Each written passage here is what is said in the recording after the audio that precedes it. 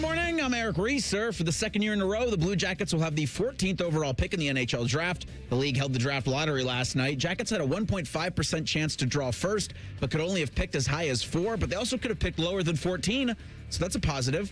The Toronto Maple Leafs will have the number 1 overall pick in June's NHL draft in Buffalo. San Jose will pick at 2, Vancouver at 3, Chicago 4. In the NBA last night, the Pistons beat the Cavaliers 111-101 in Game 1 of the Eastern Conference semifinals. Jarrett Allen had just 2 points after his double-double on Sunday. Detroit's going to host Game 2 in the best of 7 Thursday night at 7. Out west, the Thunder crushed the Lakers 108-90 in Game 1 of the Western Conference semis. And in baseball, both the Reds and Guardians lost on Monday. Cincinnati lost to the Cubs 3-2 in 10, while Cleveland fell at Kansas City 5-3. This update is sponsored by the Waterworks and Header Plumbing, Drain, Heating, and Cooling, together to serve you better. Scheduled today at thewaterworks.net. Your morning just got more interesting. Distilled and barrel-picked for your listening pleasure. Bo Bishop, a local sports media legend. What William T. Sherman was to the Union Army, he is to Northern College football. A husband, a father, and middling youth sports coach. He's friends with Central Ohio sporting royalty. I'm talking to Ohio State Athletic Director Ross Bjorken. Coach Day walking on with us right now. Good to see you, buddy. Good buddy, Austin Ward. My good buddy, Tim May, the Tim May Show. The great Doug Lavery's joining us. Hi, everybody. Tom Barry here. Oh, Reese came in and he handed me papers. Yeah, and then and then he said, "You see that button? That's the only button you need to worry about. Don't touch. There's 8,000 buttons in front of me." Oh, I didn't know what he was talking about. The one that says on. We blew the budget on this imaging, and only 2 guys answered our ad on Craigslist. Ryan Baker and Eric Reeser. Act accordingly. You're now listening to Bishop and Friends. Bishop and Friends is sponsored by Diamond Seller, your true jeweler for over 75 years. All right, let's do it live on a First Friday Miracle edition of the program. Bo and the boys with you for the next 3. A little higher or lower coming out of spring football at 10 o'clock. Bill Benner going to join us in the Sporting News, our buddy. He joins at 10:30, and then 11 o'clock. It is your turn for a little Hey Guys. Get those into the fellas at 971 BFS. You can also do so live in the YouTube chat. We will take those coming up at 11 o'clock. Get your officially endorsed as well. Wanted to start here. Had an interesting experience last night watching the Cavs game, and it reminded me of something. I grew up a Lakers fan, and for the majority of my life, they were the sports team that mattered most to me. For some of you, the team that might matter most to you is probably Ohio State football. For some of you, it could be the Blue Jackets or the Crew or the Gardos / Indians for Reese. Whatever your most passionate thing was, the team that I cared most about as a kid was the Los Angeles Lakers, and I would watch pretty much every game they played, every game that I could, all the way really through college, early professional, and really probably until we had kids. If they played, I'd watch. That's how much I was kind of into it. And I recall this moment in just crystal clear. Coming out of winning back-to-back championships in the early 2000s, and you could start to feel a little friction between Shaq and Kobe and all of those things. The Los Angeles Lakers acquired Karl Malone. Now, I hated Karl Malone. Hated him. Hated his entire career. He was kind of the one guy. My brother was a Bulls fan, so I was always trying to minimize Jordan and the Bulls at that time. But he was the one guy I couldn't even root for against Chicago. Was Utah and Karl Malone. I could not stand Karl Malone, could not stand the way he went about his business, didn't like any of it. In the 2003-2004 season, Karl Malone played for the Los Angeles Lakers. And you were in this impossible spot of now rooting for somebody who, quite honestly, I couldn't stand. On the court, off the court, any of it. And it's like, this looks wrong. There's no reason for this guy to be in this uniform. I can't stand the way he goes about his business at all. We've had one of these here in town. I don't know how many of you are honest enough to remember it, but AR and I were doing the show when they hired Urban. And a great many of you, we used to take calls at that time, a great many of you could not stand that hire. Could not stand it because of what had happened in the national championship game. Could not stand it. And the reality was that it flipped. Obviously, it started to flip and it moved around, and then obviously everything was fine, and winning solves all. Now, Karl Malone did not win with the Lakers. They ended up losing in the finals to the Pistons, and the Lakers broke up, and Shaq got traded to Miami, and the rest kind of became history. Kobe had the second titles later on in his career with Pau, and then that was kind of the end of it. But for one season, I had to root for Karl Malone, and as I'm watching the Cavaliers last night, and I'm not a Cavaliers fan per se, but my kids like him. My wife's from Cleveland, so especially this time of year, we'll watch. And the kids were excited to watch, and I was excited that they were to watch something other than their phones. I felt the same way watching James Harden last night. And he wasn't even that bad. He had 22, 8, and 7. I just cannot stand the way that he plays basketball. I cannot stand the way that his influence has had on the game in terms of the ability to just draw fouls and go one-on-one and get people in the air, all the stuff that he did in his prime when he got the MVP. I can't help but watching, thinking that some of the way he goes about his business is limiting what Donovan Mitchell can do. I cannot stand watching him play. I cannot stand watching the Cavs with him on the roster.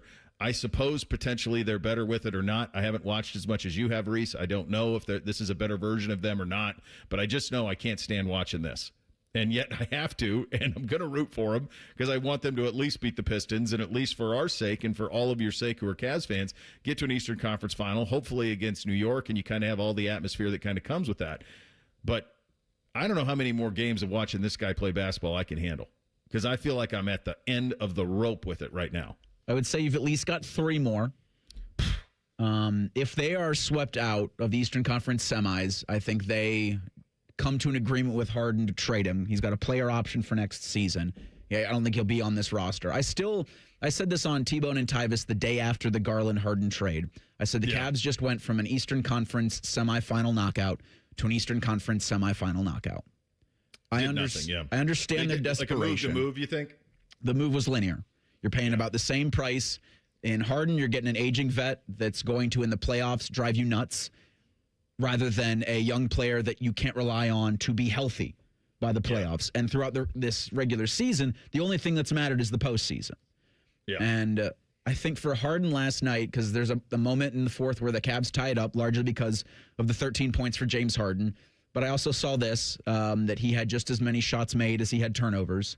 Mm-hmm. And so the first 3 quarters are a little negated because of the 13 he has.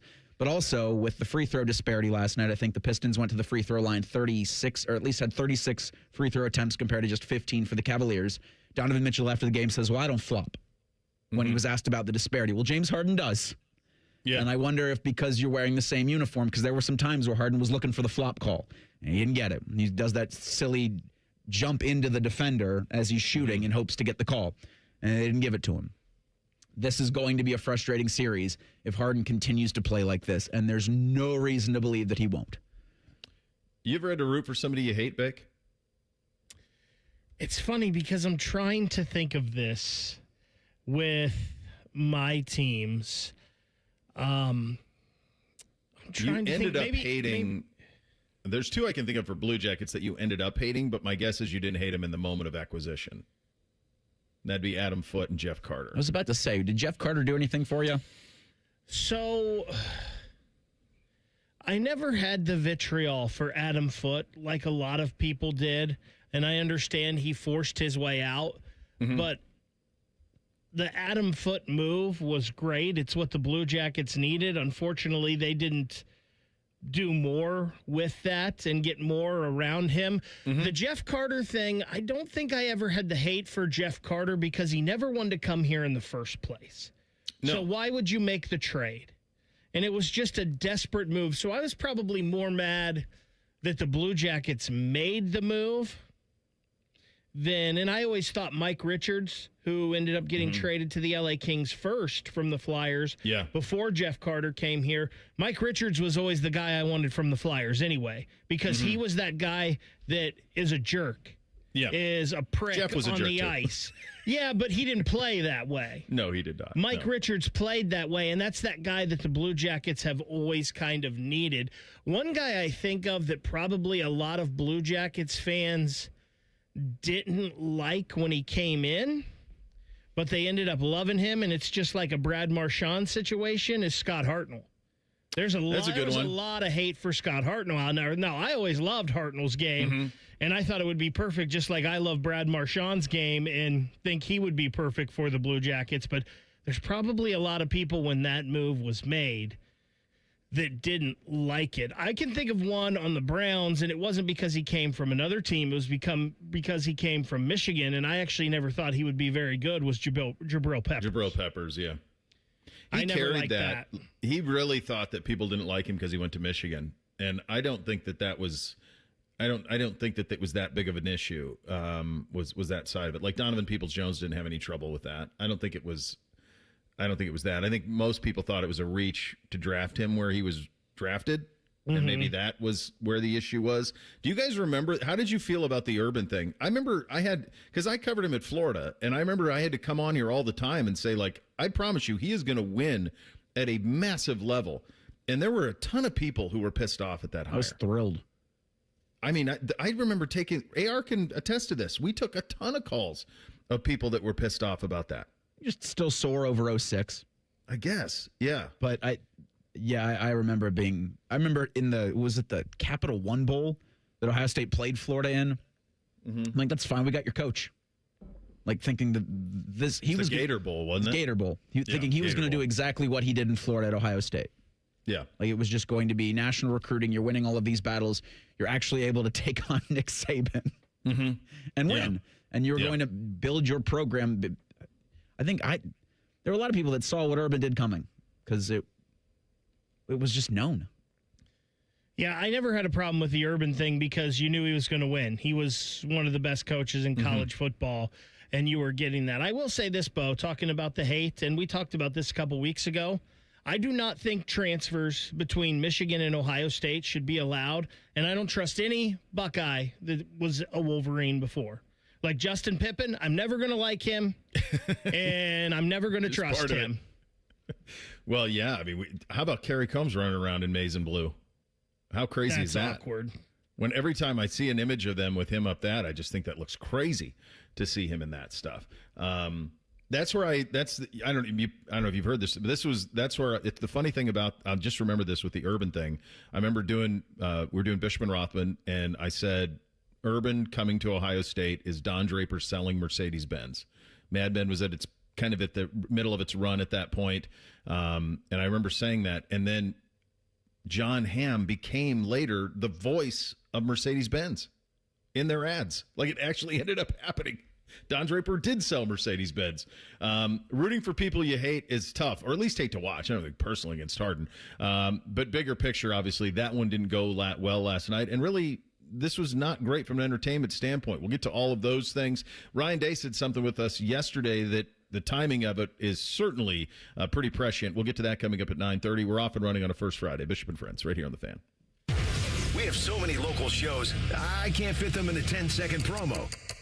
So let's just say we're live and local all damn day. The Fan. This is This Date in Reds Baseball with team historian Greg Rhodes. Back in 1933, on this May 6th, the Reds signed a pitcher named Jack Quinn. And to this day, Jack Quinn remains the oldest player to ever play for the Reds. He was 49 when he signed. He'd been playing for 25 years. And in 1933 with the Reds, Quinn appeared in 14 games, all in relief. Jack celebrated his 50th birthday with the club, although he never told any of his teammates. The Reds released him a couple of weeks later, and it turned out that was the end of his career, at least at the major league level. For what did Quinn do? He went to the minors and played 2 more years, finally retiring from professional baseball for good at 51. Old Jack Quinn comes to the Reds this May 6th, this date in Reds baseball. This Date in Reds Baseball is brought to you by the Cincinnati Reds Hall of Fame and Museum, presented by Dinsmore. Celebrating greatness, preserving history, providing inspiration. Say goodbye to car care headaches with Carvenience from Hinderer Motor Company. This is Justin Hinderer.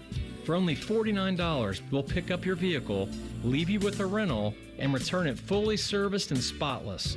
No more juggling your schedule or wasting hours at the shop. Carvenience lets you focus on what matters while we take care of all the rest, making life easier.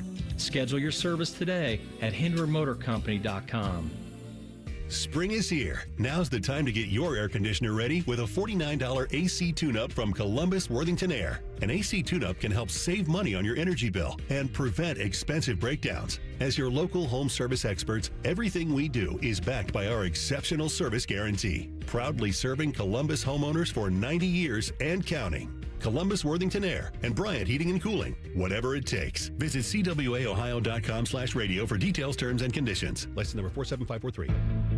I love Right Pack Credit Union because they're solution driven. I feel valued as a member. They're focused on the latest technology and the personal connections.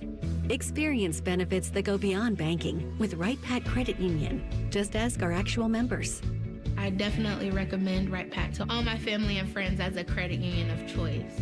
Visit one of our Columbus area Right Pack Credit Union member centers near you. Based on individual members' experiences, results may vary. Relax and let Kroger Delivery handle your grocery shopping this week. We start with only the freshest items. Then carefully pack your order in our refrigerated trucks. And our cool trucks keep your food fresh right to your door. Fresh groceries your way with Kroger Delivery. And right now, you can save $20 on your first delivery order. Kroger, fresh for everyone. Your favorite fan shows are available as a podcast. What a concept. And don't miss exclusive podcast content like Austin and Byrne. Listen on your schedule from anywhere in the world. Available wherever you get your podcasts. Hello, it's John Kozik, founder and president of TurboTrack Realty, and I buy real estate as is fast for cash. Give us a call today for an all-cash offer at 614-470-2000, 614-470-2000. I buy vacant properties, inherited homes, divorce situations, death in the family, apartment buildings, commercial properties. I even buy my tenants won't pay me the rent houses. Give us a call today for an all-cash offer at 614-470-2000, 614-470-2000. Every student deserves a great public education. And this Teacher Appreciation Week, we're saying thank you to the dedicated professionals who make that possible.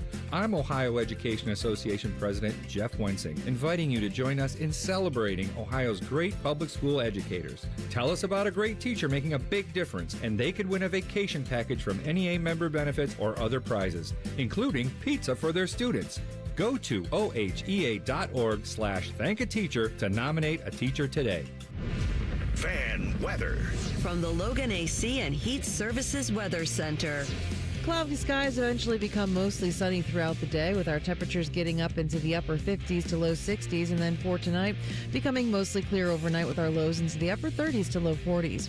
For Thursday, we will see clouds increase, but overall a pretty lovely day with temperatures in the upper 50s to low 60s. For The Fan, I'm meteorologist Meredith Garfalo with the 10 Weather Impact Forecast. 1, 2, 3. Here in The Fan is always football o'clock. Proud to be your home of the Buckeyes, Browns, and all the NFL games you can handle. The Fan. They'll offer betting advice, but don't bet on it being good. You're listening to Bishop and Friends. Radu on social saying he hated rooting for Neymar with Messi at Barcelona, and he said that was more having to do with just the way that he played, not necessarily a rivalry thing. Which did get me thinking, though, of probably the best example of this is happened in one of the great rivalries in sports, which is Barcelona-Real Madrid. In the early 2000s, Barcelona had a captain named Luis Figo, who was beloved captain, and he joined Real Madrid on a $62 million transfer at the time, which was really, really big. So the second time he returned to Barcelona as a player, the fans there threw a pig's head onto the field. That's hate. That's hate. That's all-time dislike on that side of things. That was pretty good. So Harden didn't do anything in terms of from a rival standpoint, but the way he goes about a business is tough. I don't really know. It's you watch these two teams play last night. It's hard to imagine a scenario where the Cavs make this a long series. It just feels like a very brutal matchup for them. And I don't watch all their games, but it feels to me like Cade Cunningham had an off night and they still won by 10. Yeah. Jared Allen's almost unplayable. 2 points following up that double-double that he had, and it's like they kind of forgot that That, Jalen Duren had a double-double last night for the Pistons, and they were kind of forced to just keep it in James Harden's hands. And I know he had 13 in the fourth quarter, but you're digging yourself out of a hole. You're coming out of the gate with no energy. And that's one of the tougher games I've watched this season, of a season filled with tough games.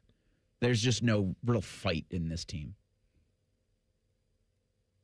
And I said, Cavs in 5 yesterday? Probably switch that to Pistons in 5. It was bad. It was bad. The other one, there's no chance. I did watch a little of the late game Lakers Thunder. There's nothing the Lakers can do there. That's an absolute beatdown. I think the NBA this will be very interesting to watch. So Cavs Pistons was on Peacock. So on one of my TVs, that's an easy away you go. On the other one, every time I load it, I have to retype in the password, do the stupid QR code, and I find that it's not the smoothest watch. I find that it gets behind, that it gets choppy. The two apps I have the biggest problem with all the time, and it's not an internet speed issue, so I don't know if it's TVs or what it is. If it's the apps, are Peacock and Paramount. Those are the two that I have the most trouble with. Like every other app that I stream with, pretty smooth. Netflix, Prime, all of them pretty smooth. For whatever reason, the Peacock app for me is a mess. That's interesting because I never have a problem with Peacock. Like very rarely do I ever have to re-sign in. When I signed into my phone Saturday to watch the Kentucky Derby, it was super easy. Like Peacock is always so simple for me, so that's weird. On my phone, it's good. Okay. Because I've done that before, where I'm at Youth Sports and I'll stream like a Buckeye game while I'm watching or keeping an eye on something like hoops. And on my phone, it works pretty good. But I find on the TVs, it's been tough. Did you see, by the way, you mentioned the Lakers there for a second. Did you see Ric Flair choosing violence with Luka Doncic last night? Nature Boy? Yeah. No, I did not. What was he doing? He threw out this tweet. Luka, what? Please get in the game. Take a shot of cortisone and deal with the pain. They are paying you $50 million a year and you're not there. WTF? Hope Jeannie Buss trades you next year. Nobody wants a lame duck on their team. Oh my God! Why? What is Flair? Flair was a Lakers fan. Who isn't he a fan of? That's true. Whoever pays him money, he's a fan of. I think we've seen him. I've seen him like on the Michigan. Yeah. In Michigan football. I know he's done Buckeye football. But I do believe he is like actually a Michigan fan and a Lakers fan. Like I do think those are two of his fandoms. But he chose violence with Luka. How old is he? He is 77 years old. Well, here's Ric Flair on Ohio State. I can't stand Ohio State. Oh, okay. We hate to see that. That's not good. He went to the University of Minnesota, didn't he? That wasn't Ric Flair. That was like Richard Flair. He was Different guy? He's the ultimate. If you live long enough I guess if you live a gimmick long enough, you become the gimmick. Who lives their gimmick better, Flair or Taberry? I don't know if better's the right word, but it's Ric Flair. Can you imagine could Taberry out Taberry Ric Flair out Ric Flairing Ric Flair? Nobody can out gimmick Ric Flair. I don't think you're gonna out. Don't tell Dom no. I wouldn't tell him no. I wouldn't. The crazy thing for me with Flair is I didn't ever watch WCW as a kid because we didn't have cable. So I didn't even know I didn't even know who he was. There used to be a WWE magazine that one of my a friend of mine would get every month. And so that was kind of the way of keeping up in between like Saturday night's main event. And then my aunt would record like the pay-per-views. She would do that a little bit. So that was kind of the only avenue in, but I'd never seen this WCW stuff. So then in the early 90s, Flair came over to WWF. Mm-hmm. It was called at the time. Yeah. And I could tell that it was a really big deal that he came over. But I remember kind of thinking like, well, what's the big deal? Like compared to the other guys who were wrestling in WWF at that time, from a skill standpoint and like a high flying stuff that would impress you as a kid, he didn't really have any of that. But God, he was great on a mic. I remember this was 2003. He became like they did a storyline where he was the half owner of the WWF and he wrestled Undertaker at WrestleMania. And I'll tell you what, that was my first introduction to a Ric Flair match. It's pretty great. And they didn't do anything special. They just kind of wrestled around and, well, Flair bled. Oh, yeah. He did that a lot. He always bled. Yeah. Yeah, he could do that a lot. Some of his makes me bleed my own blood. I think the biggest thing that's benefited Flair has been the gift generation. Those little clips of him in the 80s running his mouth, like those things I think have given him an entirely new life the last 20 years. There's like no context Ric Flair. Yeah, that stuff on X is great. Yeah. That stuff all wins, and he leans into all of it. So all of those things hit. What do we got tonight? We got Knicks, Sixers tonight, so they're going to be on this schedule, right? They'll play them every other day now? Yeah, tonight, 76ers at Knicks, Timberwolves at Spurs, and then that copy and paste to Friday. It's going to be what tough. You had last night, Thursday. I'll be honest with you. So tonight's games are on ESPN, so that they're going to get a little bit more attention, kind of from the casual fan. Then they go back to Prime Video on Thursday. This will be an interesting case study to see how much of this the fans can tolerate or are willing to tolerate. How hard are you willing to look for your games? Mm-hmm. We see it all the time. And I just like to be on ESPN one night, Prime the next, Peacock the next. You're making people do a lot of work to find your stuff, man. It is going casual to be, fans. It's going to be interesting to see the difference in the NBA with the Peacock Prime numbers versus the ESPN numbers and see the difference there. You actually have a pretty good night for playoffs if you want to find stuff because NBA on the ESPN, the NHL is on TNT, so most people have all that stuff, so it's not going to be too difficult this evening. I do think because the streamers are never fully honest over the numbers, that you get someone either Prime or Peacock or maybe both touting record viewership for these playoffs. Yeah. It'll be interesting to see how this all goes out because ESPN is the hockey is all on kind of the traditional places. Ryan Day was on with us yesterday. He mentioned something about the calendar, something we talk about a lot. Timing was pretty good, as the AFCA said, you know what? We agree. We'll get to some of the details on that in 2 minutes. Bishop and Friends, right here on The Fan. Working your way through that home projects list, that means more flushes, more showers, more fiddling with the thermostat. Trust the pros at the Waterworks with your plumbing, drain, heating, and cooling needs. Our certified pros can repair or replace your air conditioner or furnace. Clogs? Call the Waterworks. Drain issues? Call the Waterworks. Plumbing problems? Call the Waterworks. HVAC breakdowns? Call the Waterworks. The Waterworks. Trusted and certified plumbing, drain, heating, and cooling experts. Thinking about buying your first home? Now, with Third Federal, you can buy your first home and pay no PMI. Hi, I'm Mark Stefanski, Chairman and CEO of Third Federal. Private mortgage insurance, or PMI, can cost thousands of dollars over the life of your loan. And you may not realize PMI doesn't protect you. It only protects the lender in case of default. But at Third Federal, you can buy a home with just 5% down and no PMI.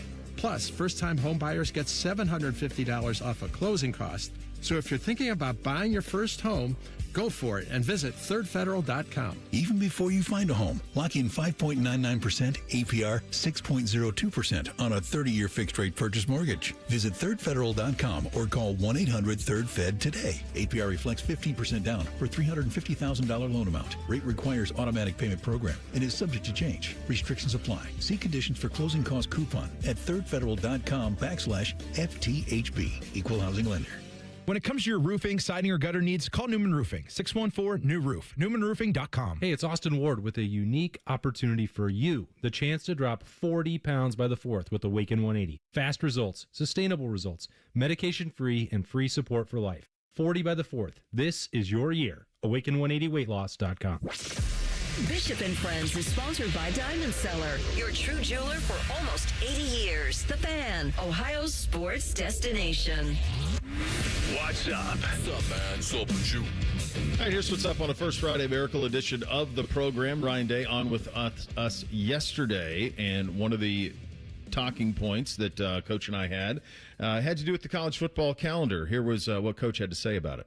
What we're doing is we're having a hard time putting all of these issues and look at them through one lens. I think they're all happening in sort of like silos is the best way to put it. You know, whether you have the portal when that opens, you have the amount of teams that are in the playoffs, you have the calendar itself. So you add all those things together, boy, it makes for kind of a crazy December and January. So I think one of the things that, you know, I'm going to keep trying to challenge everybody, and we go to our Big Ten meetings here in a couple of weeks, is that we need to make these decisions with all of those things in mind, not just individual decision. I think there's a lot of thoughts out there about all of these issues, but to me, like we need the season to be over before we start going down the portal of figuring out who our next team is going to be and our next roster is going to look like. But it is what it is right now. And so, yeah, during that time period, we are looking for those connections and making sure these guys understand what it means to be at Ohio State.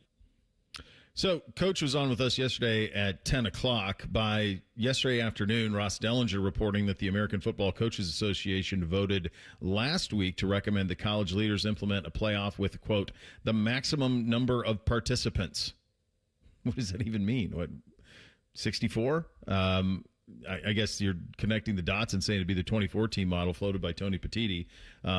Discontinue conference championship games, preserve Army-Navy's exclusive window, but hold other games on that day, end the college football playoff by the second week of January, at least 6 days between games. Those were their recommendations. The maximum number, this is just self-preservation.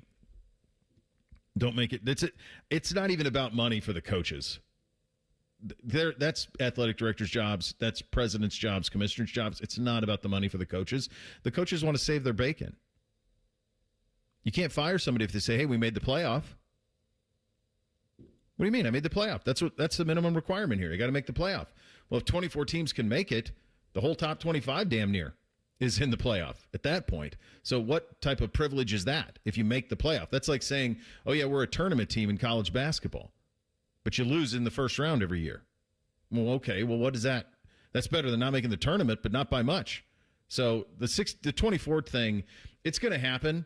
And Beck, you've been pretty on that it's going to happen. I was, I guess, hopeful that it wouldn't, but it is. It's more and more coaches see it as a way to save their own rear ends and to stay employed, and so that's why they want to be able to do it. The discontinuing the championship games, preserving the Army-Navy exclusive time window, but holding other games on that day. I suppose what they're saying is that they would start that first round of playoffs Thanksgiving weekend. If you're discontinuing conference championship games, if you have 24, how many get a bye? Is that because you'll have 16 game? Is that an 8-team bye? Is that what that looks like when you pull up the bracket? God, that's gross. It is gross, but that to me feels like what they're going for is you play that first round on that Thanksgiving weekend, because the next thing they want is they want this thing all done by the second week of January, which is very, very doable to do that if you get started as soon as you possibly can. You're not going to play games during the Christmas holiday, though, so that's a bit of a mess. But at least this is a step in the right direction of some bit of common sense, because I'm talking to Coach yesterday, and you talk about he's preparing for playing in a national quarterfinal or semifinal while trying to be in the portal and while trying to finish a recruiting class. Like, it just doesn't make any damn sense. And there are solutions to it, and the calendar's there to be fixed.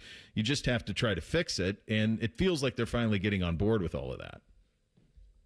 Yeah, these are, solvable issues, right? And that they have coaches, coaches of note. You have Brett Bielema, Brett Venables, Clark Lee, Pat Fitzgerald. It looks like Jeff Monken is a member of the AFCA board, so that's the Army-Navy fix, or at least that's the how do we know that Army-Navy are okay with moving that game, which just got an executive order to kind of maintain that window. Well, Army's head coach is telling you that he's on board with all of this. I don't think they care about playing it. I just think they want it to stand on its own. I don't think they care about it being, any weekend. I don't. Not in particular. Matters. They just want that window to themselves. They just want a window to themselves. Yeah, and this would do that. I think it would give other games on the same day. It would just give Army-Navy like a 3-4 hour window. So this is. Why don't you guys pull up a calendar for this year in December, and let's just say that they did this, and let's just see how the weeks would play out. So 2014 playoff is 8 byes. So it's the 1 through 8 seeds all get byes. So in your head, just envision it this way. If if you have a 1 seed and an 8 seed in a top bracket, they both are in a bye situation. A 4-5 in a bracket in a bye situation, a 2-7 in a bye, and then a 3-6 in a bye situation. Then you would have the 17, God, this is so stupid. 17 playing the 16 to play the 1, the 9 playing the 24 to play the 8, the 20 playing the 13 to play the 4, the 12 playing the 21 to play the 5, and so forth and so on. So you're playing 1, 2, 3, 4, 5 weeks of games is what that requires. So if you start that first round on Thanksgiving, which this year falls on when? Thanksgiving is the 26th this year? Yeah, it looks like 26th of November is Thanksgiving. Okay. So if you play that first round on the 28th, that's 1 week. Mm-hmm.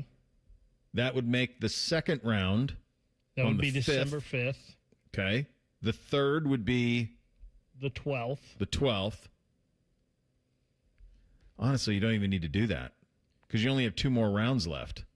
You could jump. Or do you want to get away from Christmas? So you jump Christmas, but then you're doing what I think a lot of people have asked and finishing the entire season on or by and around New Year's Day.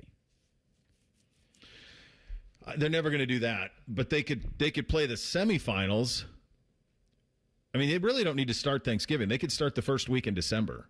You could give everybody the bye of Thanksgiving and say, go be with your families, enjoy Thanksgiving, and we'll start this thing that first weekend in December, and you still have plenty of time. You could play the first round on the first weekend of December, which would be the 5th, the second round on the 12th, the third round on the 19th. You're off the 26th, so now you're playing the semifinals on New Year's Eve, New Year's Day, which is the Wednesday, Thursday, play one of them on each, and then you're playing the national championship game. You could play it the following Friday night or Thursday night on January 8th or 9th. Isn't that how it kind of was when we first went to like a playoff format and whatnot? You had like your semifinals January 1st or 2nd, and then 8th, 9th, somewhere in there you were playing the title game. Yeah. Yeah, there's plenty of time. This isn't even anything that dramatic. You're just taking week 1 and making it week 0. You're just putting the Ohio State-Michigan game, the Iron Bowl. You're just putting all of that stuff the way it used to be, which is the Saturday before Thanksgiving. You play Army-Navy on Thanksgiving weekend, and then you start the playoff the first weekend in December. There's plenty of time. You still have a bye for the Christmas holiday. That's easy. You still have that as a bye week. Then you get a little rest. Then you come and play national semifinals on New Year's Eve, New Year's Day, and play the following. I think Thursday would be kind of money. I hate the Monday. Friday would be awesome because everybody's off on Saturday, and so that would be great to play a national championship game on Friday. The only thing you'd have to do is just you'd have to play around the NFL a little bit in December. That's the Thursday problem, right? Is the NFL has Thursday night games. I'm only saying for the national championship, though. I'm saying like the rest of the playoff, just play them on Saturdays, go to head with the NFL, and just say, I'm sorry, like we'll do the best we can. Like you're not going to get these massive when you're going to 2014 playoff. Like we can't protect windows anymore. You got to get games in. You're going to be playing games head to head with each other. You're not going to have college football playoff games and windows all to themselves with 24 teams. So the CFP commissioners are scheduled to meet in person in mid-June to likely review these recommendations by the American Football Coaches Association. They've got till December 1st to tell ESPN of their plan. Is this implemented by the next set of playoff? So it'll be the 2027 season. I think a version of this is 6. I think a version of it is. I think that think of it silos of problems, right? One silo is the financial stuff, which is problematic. That's the most complicated. The second thing is the eligibility silo. That one is definitely less complicated than the money one, and it feels like they have a solution for that. 5 to play 5. Whenever you start playing, you have 5 years to play 5, and that's kind of it. That seems like a workable solution. And this is the most of the 3. This is the easiest. This is the easiest to fix. Just move the games up a week, get rid of the December signing day, keep the portal closed until January when the season's over. That's a pretty easy fix for everybody that everybody can co-sign. I don't know who would have a problem with any of it. Isn't it crazy how fast the narrative on the 2014 playoff is flipped? I mean, it was the only people that wanted it. The only person that wanted it was Tony Petitti. He was laying, then, the Big Ten schools, they were being good soldiers and following along. But that was it. Now, all of a sudden, this is where we're going. I don't know so I still hate it. I mean, I about got sick just reading that ridiculousness. The 17 playing the 18. I mean, what are we doing? I mean, just think of the garbage teams I'm talking about here. You talk about the 18th ranked team in the country? 21st ranked team in the country? Get out of here. I do not need to see them play anymore. Looking at 20 playing, just the bracket and the way it's set up going into championship weekend. You've got North Texas playing Michigan, Tennessee playing Notre Dame, Georgia Tech playing BYU, Virginia playing Utah. These are not serious. I'm good with all that. Navy would have played Vanderbilt. Do we need those games? No. The conferences do, and I see the. Damn it, Tony Petitti, I see the vision. Because this is his job, and this is the job of conference commissioners. Yeah, his job is to make more money, and he's going to get more money for this. The conferences are going to get more money if they can get organized. You're going to get a lot of bad ball, is what it is. There aren't that many teams. So, and of course, I get why the coaches are saying it. The administrators are saying it because there's more money, and the coaches are saying it because now I can save my job. I'm a playoff team. So all of a sudden, just think of this. Like USC and Michigan would both be playoff teams, Bake. 9 and 4 teams would both be playoff teams in this model. I wonder, though, is it going to save jobs? Because people, I think, are going to realize eventually, you got in, but you lost in the first round. You're not advanced. Like, I don't think getting in is going to save your job. It might for a season. It will for a little bit. But until people start to wrap their head around how stupid it is. It's just like if you're the 76th team in the NCAA tournament, is that going to save your coaching job? I think 24 is stupid. I think it sucks. I think 16 is too much. To me, it's 8 at most. But this is where they're heading because they need some more inventory. Boy, the conspiracy theorists are out. We'll get to this story coming up next. Bishop and Friends right here on The Fan. All the 10 TV people come over to our side of the building to take a deuce. That should tell you something about how we operate. The Fan. Common Man here for Weed Man. I talk to you about Weed Man every year. Why? Simple. Number one, I use it. Number two, it works. You want to get those lawn roots thick, baby, because when that happens, they resist weeds, disease, and insects, and they're using top-of-the-line stuff. We're talking golf course quality. Weed Man is locally owned and operated by Corbin and Audrey. They will take care of you. Proudly serving Central Ohio and our Dayton friends. Call your local office, 614-733-3747, weedman.com. All the folks at Buckeye, night or day. My AC stopped working. Your competition says it's fried. When I saw their cost to replace it, I could have just died. We can give a second opinion, give you options and advice. We'll strive to earn your trust and make you a client for life. Get a free second opinion. Replace or repair. Call 614-683-9911. Call the folks at Buckeye, night or day. Not all dental practices are the same. Most do a little bit of everything. Primarily maintenance and teeth cleanings. But where do you go when you need serious restoration? Who can give you a brand new smile that's comfortable? At Runyon Dental Group, we are trained experts in restorative dentistry. Restoration is all we do. We can give you a gorgeous, new, comfortable, healthy smile. No matter what the condition of your teeth. Even if you have no teeth, and we can do it comfortably. Runyon Dental Group. Great Lakes Hyundai, the savings are so good. Right now, get 0% financing for up to 60 months on new 2026 Tucson SE. 0%, plus make no payments for 90 days. Columbus or Dublin or GLakesHyundai.com. With approved credit, not all will qualify. N61. Hey, it's Anthony Rothman. Get up to $750 cash back when you refinance your auto loan with Tel-Ohio Credit Union. Visit telohio.org to learn more. Offer valid until June 30th, subject to credit approval. Restrictions apply. Tel-Ohio is open to all in central and southwestern Ohio. Federally insured by NCUA. Getting a little older doesn't have to mean, well, getting older. This is Jeff for Tri-State Men's Health. And if you're feeling low energy, can't sleep, can't lose weight, or struggling with brain fog, or your sex drive is off, it's time to change it up. At Tri-State Men's Health, our advanced medical strategies featuring TRT, GH peptides, NAD+, GLP-1s, and more treat low T and other hormonal issues to help you shed pounds, have more energy, enhance your body composition, improve sleep, increase your sex drive, and so much more, getting you back in the game again. So don't be older. Be stronger in the gym. Be sharper at work. Be better in the bedroom, and be more confident in every part of your life. So call us today and find out how our advanced treatment strategies could change the game for you. Your first visit is just $99 and includes blood work and a medical consult. And if you start on one of our advanced treatment plans on the day of your appointment, your visit is free. Call 800-900-9654 or go to tristatemenshealth.com. Feature therapies are compounded and have not been evaluated nor approved by the FDA. Provider prescription required. See website for details.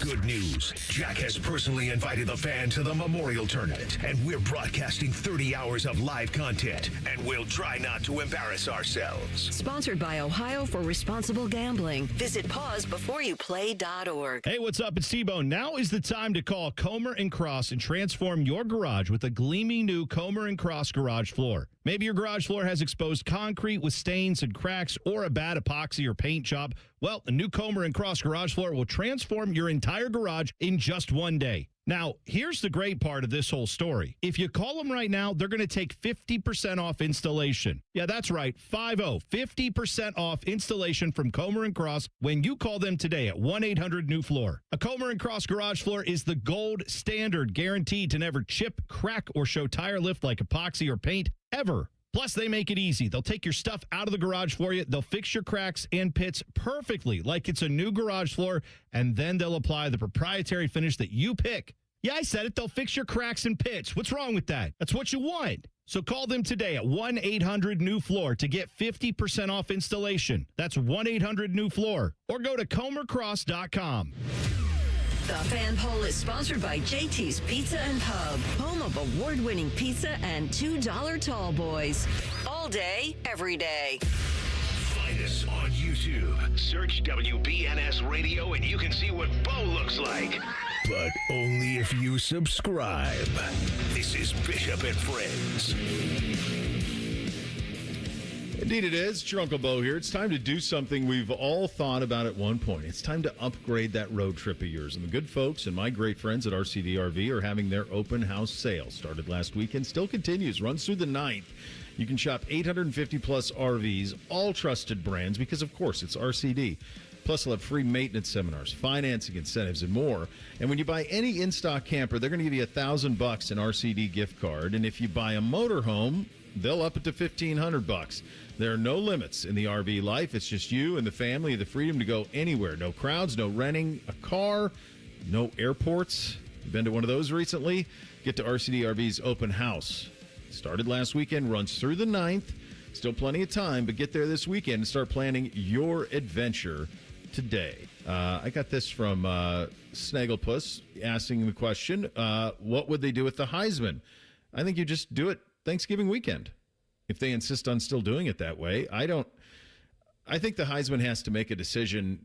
I don't have a problem Heisman staying where it is, just from the standpoint of if you change it, I think it becomes most valuable player on the team that wins the national championship. Maybe that's what it should be. I don't know. That's a tricky question. Is the MVP awards in professional sports, are they minimized if the player that wins them, if their team doesn't win it? In some instances in the NBA, I think sometimes that's been the case. I don't know that I've ever looked at an NFL MVP if they didn't win the Super Bowl and thought, well, we got that wrong. That's kind of a preference thing. Yeah, I would think that if this goes into effect, they move it to just the regular season, and then you have the playoff make their own MVP, and then you can throw a sponsor on it like the Heisman does with Nissan. Yeah. I think there is a difference, and I hope that they can differentiate a difference. I don't care which one it is, but yeah. I guess the one thing I would say, and I'm normally a Heisman should be the regular season and everything else is extra. What are the chances, though, the Heisman winner now is going to come from a team that's outside of these 24 playoff teams? Zero. It's zero. So why not just take the whole thing and, have all of it be part of the voting? Boy, you're right, because I was even thinking about like Travis Hunter, because that wasn't a great Colorado team, but they still won 10 games, I think. They'd have probably been in the playoff in the system. Yeah, I think they probably would have. Everyone is. And does this teams. vaporize the idea of having that play-in gimmick? So refresh the audience. Scott dropped that on us yesterday, Reese, and I love Scott, so I wasn't get into it, but he was really a proponent of it. As you can probably tell by my leading tone, I am not. So instead of a conference championship game, the weekend that the conference title tilts would normally be on, the conferences have, 4 games where one plays 8, 2 plays 7, and so on, and then that's how you seed the playoff from your conference? I couldn't tell if he was proposing that or like 1 plays 2, 3 plays 4, 5 plays 6, 7 plays 8. I don't even. I think they both suck. Still seeds into the playoff somehow. Again, we're workshopping it and we're trying to throw stuff at a wall to see what sticks. But I would say what I thought he was going to go, where I thought Scott was going to go with that was like have conference games that weekend that play into the tournament. So, in other words, like not for seeding, but they don't want to do that because nobody wants to play leverage games. But like, it's almost like, okay, the Big Ten in a 2014 playoff, the Big Ten has 3 automatic seeds, and then the last 2 Big Ten seeds that get in, you have to play play-in games. Maybe I could get behind that, but I don't like Ryan Day. Sure as hell does not want to play another high leveraged game before going over a 5-game stretch to win a national championship.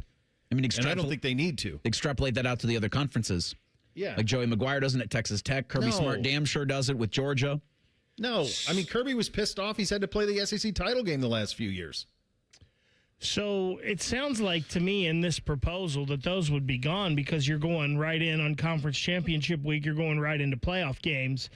In a way we go. To me, you have already devalued the regular season so much. Why are we devaluing it again? Like Ohio State, Michigan, as much as we hate it, doesn't mean what it used to anymore now. Now it's going to mean absolutely nothing other than, hey, it's our rival.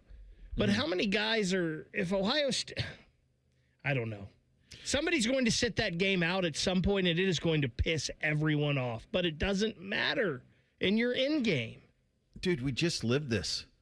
We just lived it. Your point is on point.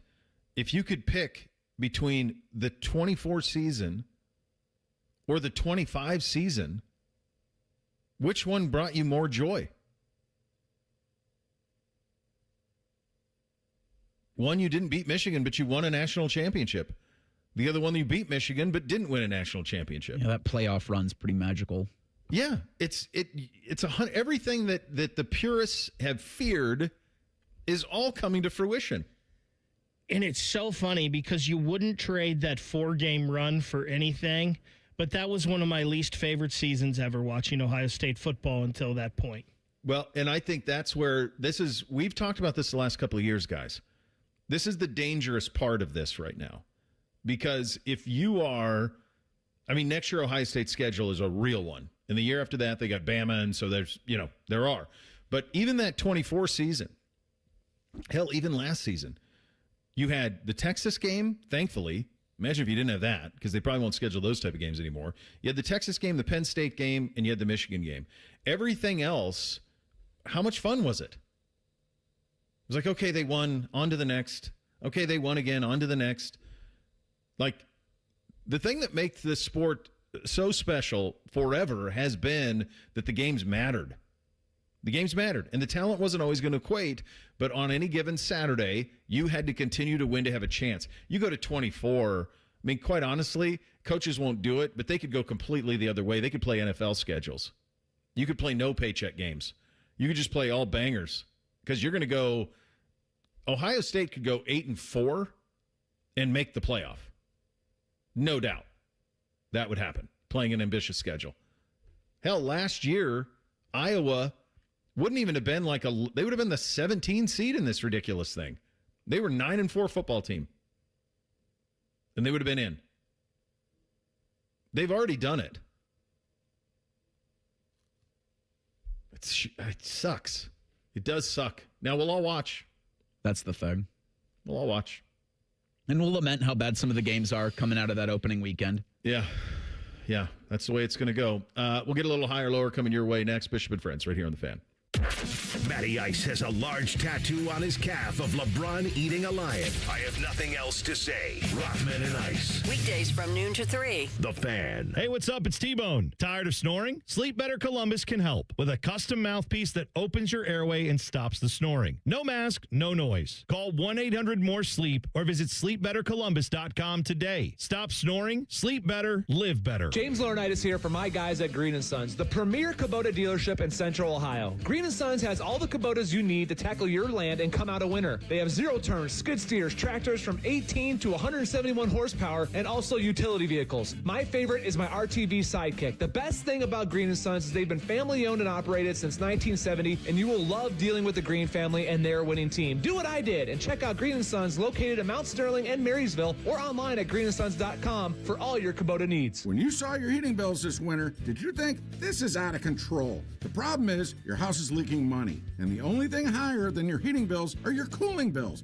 Steve here from USA Insulation. Let us fix your energy bill problem for good. If you aren't foam insulated, you really aren't insulated. For $99 a month, interest-free, we'll foam your home and help cut those energy bills. 529-2440 or USAinsulation.net. USA Insulation. Coffee, sandwich, hash browns. Tired of the same breakfast routine? Time to refresh your morning ritual with a $6 Tim's Trio from Tim Hortons. It starts with a premium blend of freshly brewed coffee, a hot, savory breakfast sandwich made with freshly cracked eggs, and for a tasty twist, a daily baked donut to sweeten the deal. Ask for the $6 Tim's Trio. Your morning ritual refreshed. Only at your neighborhood Tim Hortons. At participating U.S. restaurants, must ask for offer. Medium coffee only. Terms apply. Listen, at some point you stopped calling it pain. You just started calling it, well, this is just how I am now. Deep down, you know it's not okay, but you want to get back to the normal you, not this new normal you've been living with. Well, there's a place you can do it, and there's a guy that can help you out. Dr. Ray Tesler and his team at QC Kinetics and their regenerative treatments for joint pain located in Dublin and Gahanna, they can help you out. They helped me out. They helped out my father. They're going to help you with whatever joint pain that you have. They're going to come in with this arthritis in a knee, a hip, a shoulder, a back.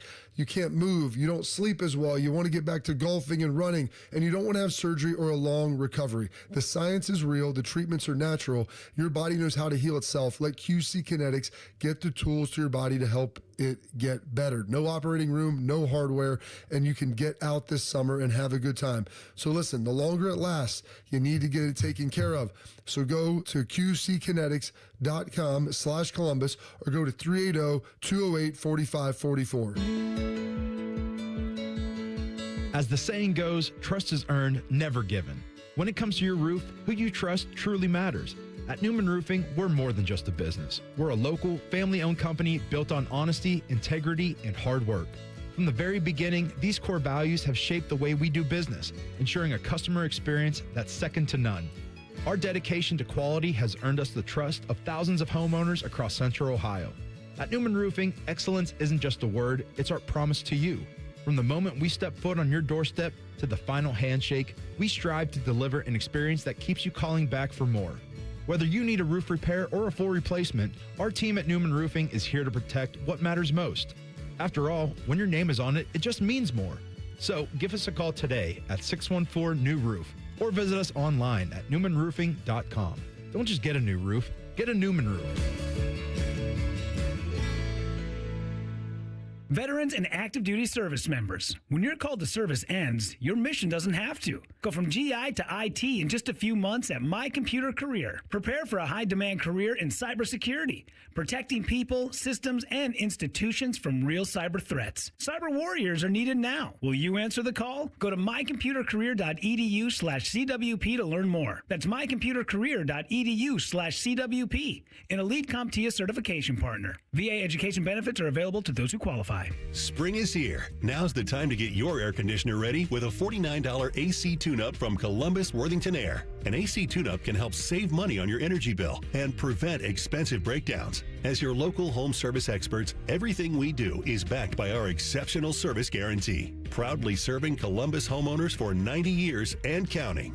Columbus Worthington Air, and Bryant Heating and Cooling. Whatever it takes. Visit cwaohio.com/radio for details, terms, and conditions. License number 47543. Hey, it's T-Bone again. Sleep apnea doesn't have to rule your nights. Sleep Better Columbus has been treating snoring and sleep apnea for over 15 years with proven results and now has an office open in Marysville. Call 1-800-MORE-SLEEP or go to sleepbettercolumbus.com. Stop snoring, sleep better, live better.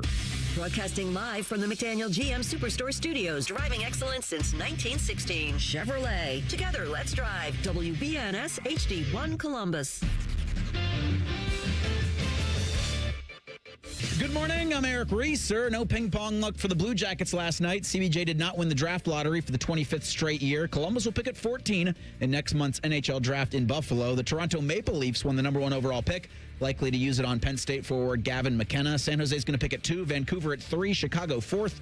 In baseball last night, the Cubs beat the Reds 3-2 in 10. It's the 5th straight loss for Cincinnati. Both teams are back at Wrigley Field tonight at 7:40 in Game 3 of the 4-game set. As for the Guardians, Cleveland lost in Kansas City 5-3. Third straight loss for the Guardians. Both teams are back at Kauffman Stadium tonight at 7:40. In the NBA last night, the Pistons beat the Cavs 111-101 in Game 1 of the Eastern Conference semifinals. Detroit's going to host Game 2 of the best of 7 on Thursday. On the court tonight, the Knicks host the Sixers in Game 2 of their Eastern Conference semis. New York leads there 1-0. This update is sponsored by BMI Federal Credit Union, voted best credit union for the past 8 years by CBUS Top Picks. Visit bmifcu.org to learn more. Connect with the show on X at 971BFS. Jump in our YouTube chat or just send a raven. You're listening to Bishop and Friends. All right, second hour on a First Friday Miracle edition of the program. Still time to get your Hey Guys questions into the fellas at 971BFS. Also do so in the YouTube chat. That is coming up in about an hour from now. Bill Bender is coming up in 29 minutes from now. Now, time for a little higher lower. Bishop and Friends present Higher or Lower.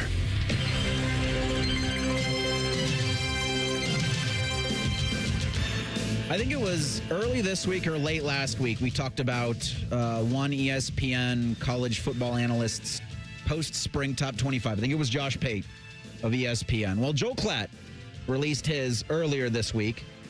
Fox Sports' big noon kick man. All right. Has 25 teams he's ranked after spring. And I think the understanding of this is, well, I guess we'd have to, I'll see if I can find the audio of why he put these teams where he did, because all I have in front of me are the rankings. And I want to figure out if there's a differentiator between who he thinks is the best and who he thinks is going to be ranked in the top 25. Because the strength of schedule is an interesting conversation, because I don't necessarily think that means you're the best team. That's a conversation for a different day. Yeah, what I'm curious about is, and this would be just a preference thing, like, does he think this is where they should start? Or does he think this is who he thinks are the best teams as they stand right now? I think you should do the latter. Yes. I think that's what you should do with a poll all the time, but not everybody does it that way. It's totally subjective, which is this whole sport, which makes it so beautiful. At number 1, he's got the Oregon Ducks. At number 2, the Notre Dame Fighting Irish. At 3, the Ohio State Buckeyes. Higher or lower for OSU at 3? I would have Ohio State 1. I understand why he has them 3. You can make a pretty straight line argument for Oregon being number 1 in terms of returning quarterback and everything else. I do think it's interesting that, like, for whatever reason, people are a little down on Julian for the last 2 games, but there is no conversation about Dante Moore and big game struggles or anything like that. I think you can make an argument that Oregon's number 1. I can't shake the Oregon performances in the playoff the last 2 years. I just have a hard time shaking that. So, like, I know they have a lot of talent, but they've gotten bombed. And so I could not have them number 1. I get the Notre Dame thing a little bit too, but, I mean, you're replacing both backs there. And C.J. Carter was pretty good last year, but this year starting over at running back a little bit. I would have Ohio State number 1. I do think that these 3 teams that he has 1, 2, 3 should all be in the top 5 of the country, though. I think all 3 of those are top 5 teams. So I actually like Ohio State at 3. I think that's where I would have Ohio State as well here in mine. And I actually like Oregon at number 1. I think Dante Moore is the best quarterback in college football. I think he has a bunch of weapons. And I understand, Bo, that whole Oregon's never won anything is still there. Mm-hmm. But I do think heading into the season, Oregon should be ranked number 1. Now, I would not have Notre Dame 2. I would have a Notre Dame actually at right behind Ohio State, but I like Ohio State at number 3. I mean, they just think about the last 2 games Oregon played to end seasons. Indiana beat them 56-22. Both that game and our game in the Rose Bowl were over at half. Cooked at half. I just can't shake that. Fox Sports' Joel Klatt has his post-spring at top 25. At 4, Indiana. At 5, Georgia. At 6, Miami. At 7, Texas. Higher or lower for the Longhorns at 7? No, I think I don't know that I'd have Indiana 4. I mean, you have all the faith in the world with him, but he's starting over here in a lot of ways. And they're definitely top 10, but I'd probably move them down a little bit. I'd move Georgia up a little bit. Miami is an interesting one with Mensah at quarterback. I know they returned Tony and some of the. I don't know. I would probably have Texas in this vicinity. I like that he doesn't have them 1 because a lot of people have had them 1. And they brought in a lot of talent in the portal, got the number 1 receiver in the portal in Cam Coleman, but at the same time, they had a lot of defections too. So I think this is about the sweet spot for them, is somewhere between 4 and 7, 5 and 7, something like that. This is a little bit on the lower end of it. I would probably have Texas. I have a little bit more faith in Texas running it back than Miami running it back. So I'd give Texas maybe a little bump, but not much. And I think of this little quadrant that you're talking about, I would move Georgia up. So I would actually have Texas number 2. And maybe part of that is wishful thinking to get the Buckeyes a little more fired up for that game, week 2, against the Longhorns. But I think Arch will have a better season this year. I think they do have some very talented players with Colin Simmons on that defense. I just think that they're a team that's right there with Ohio State and Oregon and Notre Dame and Georgia as having the best talent in the country. So I would have Texas higher. I would have Texas at number 2. You were talking about Miami. I think it was Brad Crawford, Bo. Mm-hmm. He said that he thought Miami had the best running back duo in the country. He's very high on Darian Mensah, and he thought Mensah and Mark Fletcher was the best 1-2 punch in the country. Okay. Yeah, I don't. Do you buy that? I do not buy that. I mean, I wasn't watching a lot of Duke football last year. I can't tell you. I know they had a nice season. What was he great statistically? I guess he was pretty good. Yeah, 4,000 yards, 67% completions, 34 touchdowns, 6 picks. That's pretty good. Pretty good for Duke. Duke won the ACC. I think they did, didn't they? Unfortunately, because that led to the. At number 9, did they beat Virginia? Is that what that was? Pretty sure. It was Virginia in the ACC. It's like a lacrosse final. Because remember, we were talking about the ACC not getting anybody, and that's when we knew Notre Dame was going to get screwed in this thing. Yeah, that's right. Yep. At number 8 on this, Joel Klatt's post-spring top 25 college football rankings. At 8, LSU. 9, Texas A&M. At 10, USC. 11, Oklahoma. 12, Michigan. Higher or lower for the Wolverines at 12. So I think I like LSU more than he does. I think Kiffin's a hell of a coach, and I think Leavitt coming in there is press play, and away we go. I think LSU will be very formidable. I would go down on A&M, down on Southern Cal at 10, even though I like them more than you do, Bake. Oklahoma, about right for them. I don't understand Michigan at 12 at all. And I know Whittingham's a really good coach, but I didn't see anything last year from Underwood to lead me to believe. Because the 12th ranked team in the country, you should be a 10-2 team. I don't see 10-2 out of Michigan this year. Yeah, especially if everything you're hearing out of Michigan is that Underwood has continued to struggle this spring. Right. I just think it's going to be tough for them to be the 12th best team in the country with the new coach, a quarterback that is possibly still struggling. So I think this is too high for Michigan. I'd probably have them down in the 16-17 range, somewhere in there. Yeah. At 13, Texas Tech. At 14, Ole Miss. 15, Penn State. 16, Alabama. 17, BYU. 18, SMU. Higher or lower for Bo's Ponies at 18? Kevin Jennings returning at quarterback, active in the portal, a lot of returning guys. Beloved Ponies should be way up. He's got Texas Tech 13. Does he think Sorsby's playing? I would imagine that's without. Yeah, I think that's probably without. Because they got enough talent to be in the top 20. Yeah, I think that's too high. Even so, I think that's probably too high without a quarterback. I think he's got Ole Miss a little too low because Chambliss is coming back there. And they retained quite a few guys. I think he's Ole Miss a little too low. Maybe a little too high for Penn State. They're basically Iowa State. So, I mean, the schedule, the only thing with Penn State is, and this goes into that other thing, like, do you look ahead to the schedule? Their schedule is so cake this year at Penn State. So that maybe is. But you asked about the Ponies. I'd have the Beloved Ponies up.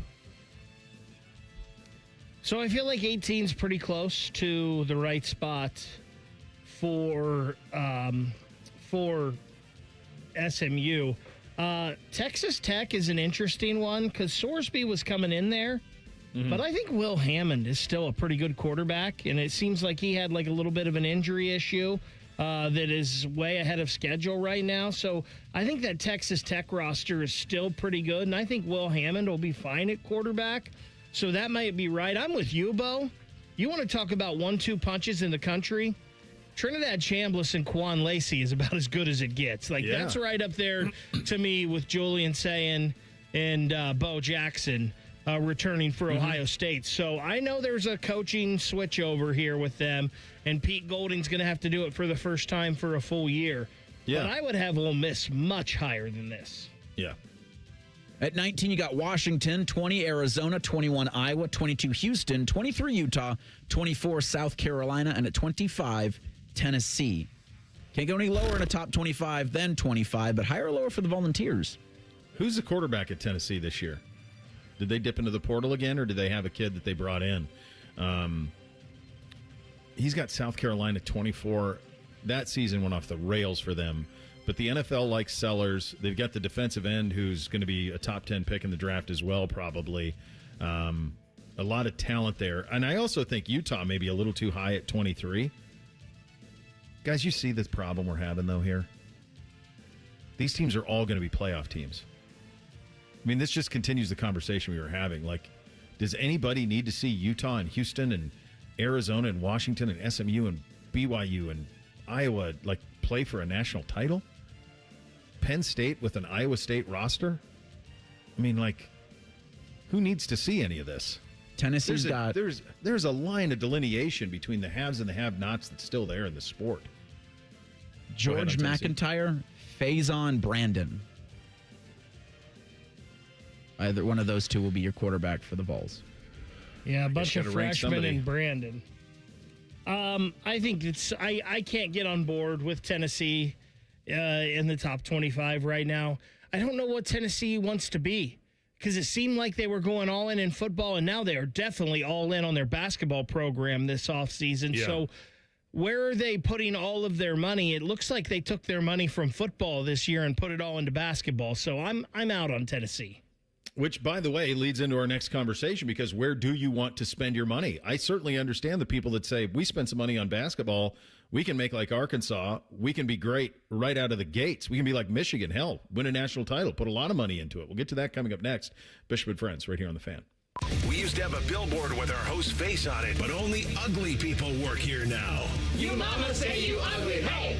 The Fan, Ohio's sports destination. Looking to sell your home? Don't pay 6% commission. Call my guys at Sell for 1% Realtors. They're full service, not a do-it-yourself kind of thing. On average, customers save over $10,000. Give them a call, 614-451-6616. That's 451-6616. Common Man here for Universal Windows Direct. There's a lot of window companies out there. If you need window replacement, I want you to go with my guys, the guys that I trust, Universal Windows Direct, because right now when you buy 2 windows, you get 2 free, and there's no limit. The more you upgrade, the more you save. Plus, 24 months with no payments and no interest, and a $500 bonus off your home improvement project. Schedule your free in-home estimate today. Call 614-502-5220, universalwindowsdirect.com. Like me, you'll be saying, I love my windows. Mother's Day is Sunday, May 10th, that very special day that you can tell Mom just how significant her love has been. And what says love and appreciation more than a colorful, flowering Mother's Day gift from Oakland Nursery? She'll love a beautiful hanging basket just bursting with flowering color.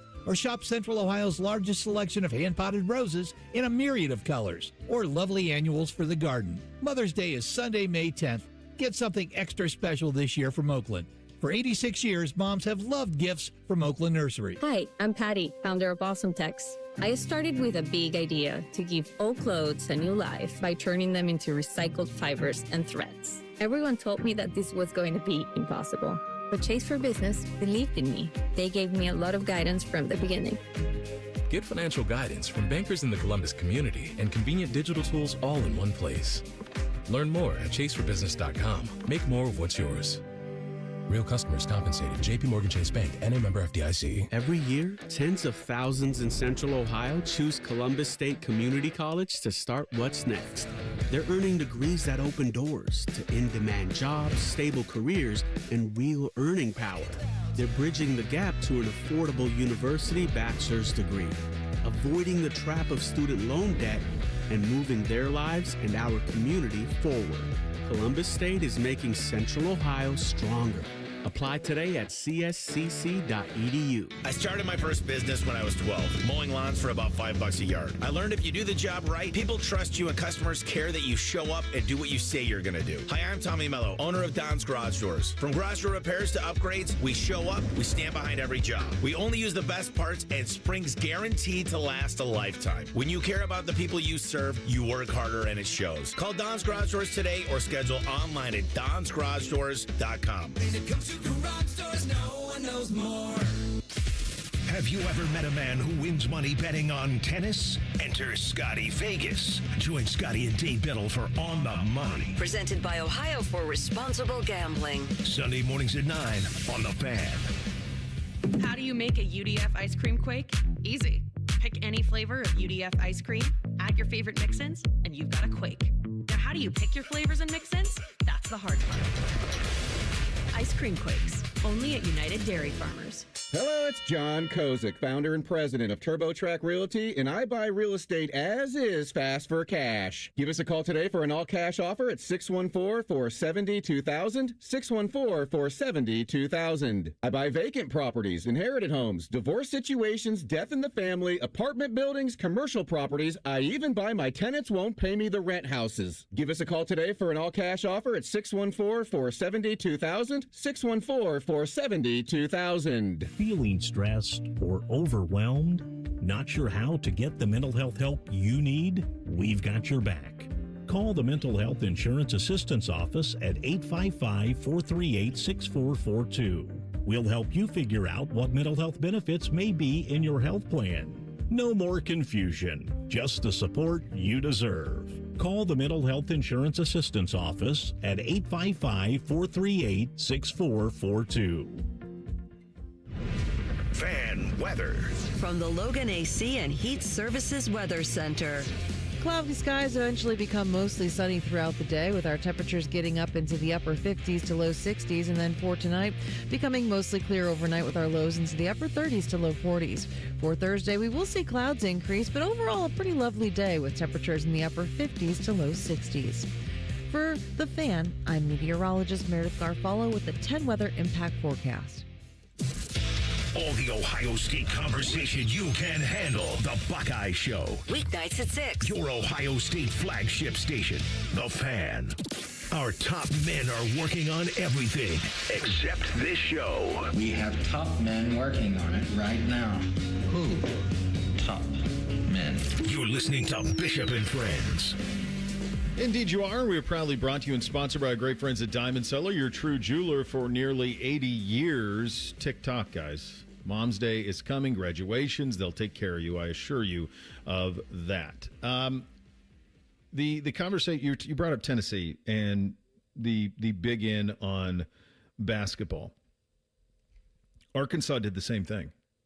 Arkansas said, hey, we've got, and by the way, Arkansas's got a lot of billionaires with all of the Walton family and all of the stuff the Tyson chicken money, all that stuff. And Arkansas said, hey, let's get Cal and let's give him the resources, and We've got some history with basketball, won a national championship in 1994. Let's go all in on this, and maybe this is the way for us to have success quickest is in this way. And they did. They got to a Sweet 16. ACUP was great, and they have another great class that's coming in next year. Tennessee's maybe thinking the same thing.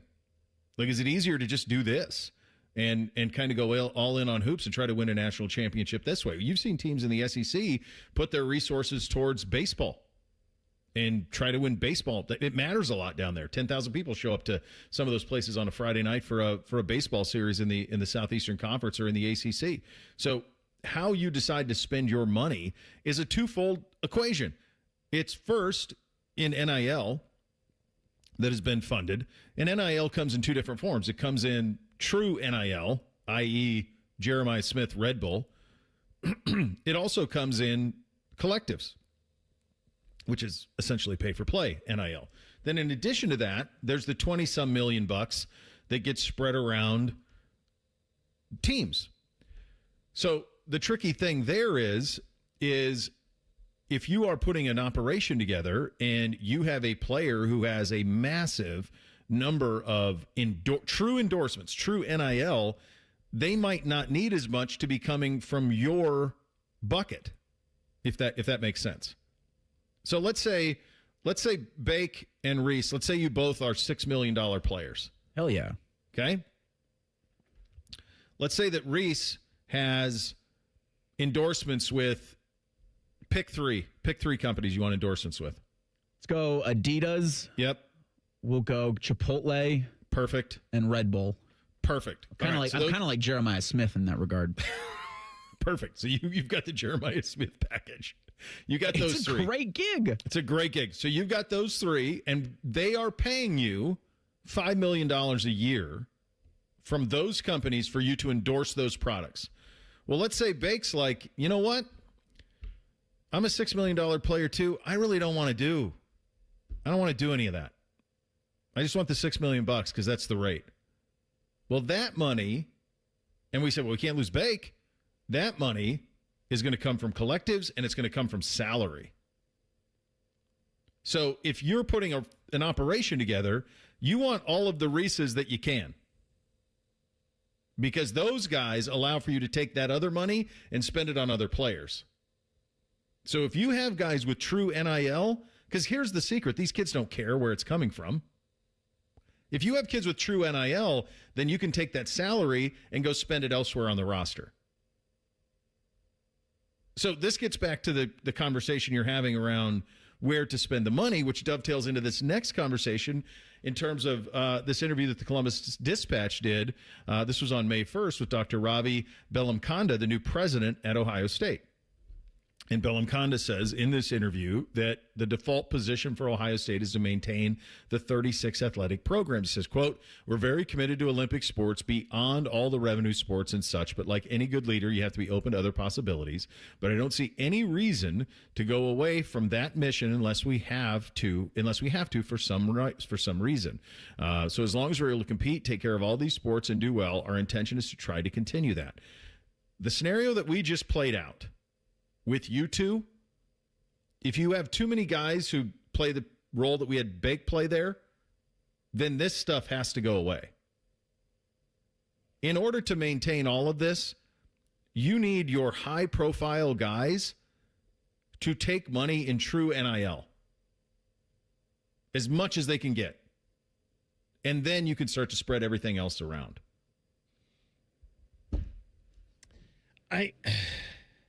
I know that the new president was talking about the Olympic sports here. Mm-hmm. And Ohio State is doing well in those Olympic sports. Yeah. But there's also not a lot of NIL in those Olympic sports, and Ohio State is not paying those sports. Now, they are paying to fund those sports. Sure. Which is part of the problem here. But what about your men's basketball team? Mm-hmm. They haven't been doing so hot recently. Mm-mm. So you're telling me you're okay sacrificing your men's basketball team to continue to be good at tennis, at fencing, at synchronized swimming, at rowing, at all of those things. Now, if that's what you're telling me, okay. But then you're also going to lose me on some of my fandom for the basketball team, because if you don't care, then why should I? What you just laid out is exactly the conversation that my guess is happening on a daily, hourly basis for Ross Bjork and the president and the board and the powerful people around town. What matters most to you? We can't do all these things. What do you care most about? Selfishly, I care most, because these are the sports I care about most around here, about football, basketball, and men's lacrosse. Those are the ones that I care most about.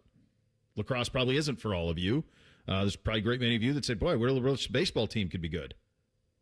But is the baseball team, could you ever make the baseball team good enough here financially to where it could actually contend?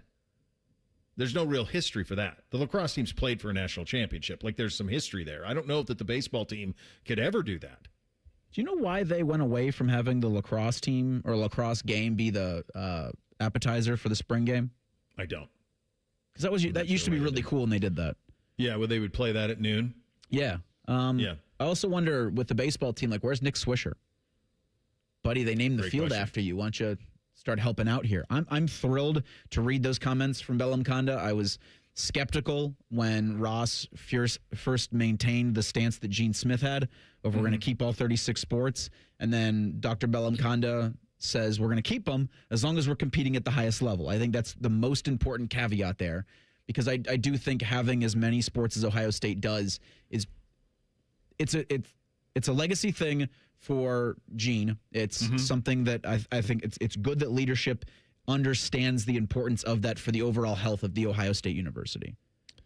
So, real quick, talking about it's ambitious. Yeah. But I appreciate the ambition. Talking about the baseball team, good job out of Justin Hare this year, as they've improved tremendously in year number 2. Just took a series from number 16, Nebraska, so good job out of them. See, Reese, I kind of took these comments a different way, and yeah, it's good for now, but so I don't know how great this is for 36 sports at Ohio State.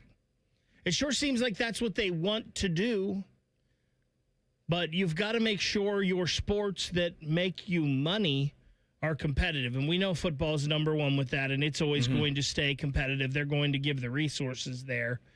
But you've got to get that basketball team back to making more money, in my opinion.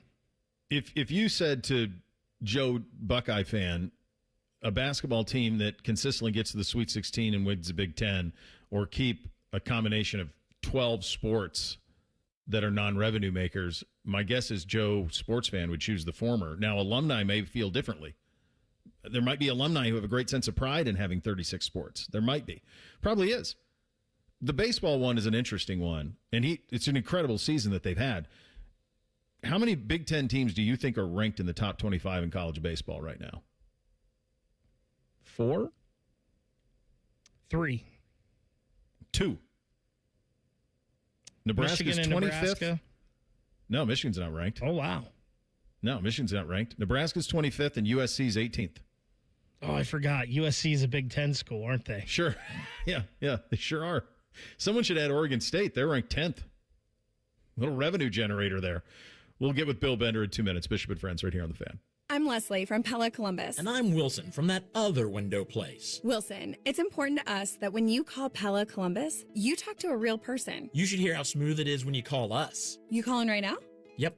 Oh, here we go. New windows. No. New window. Operator.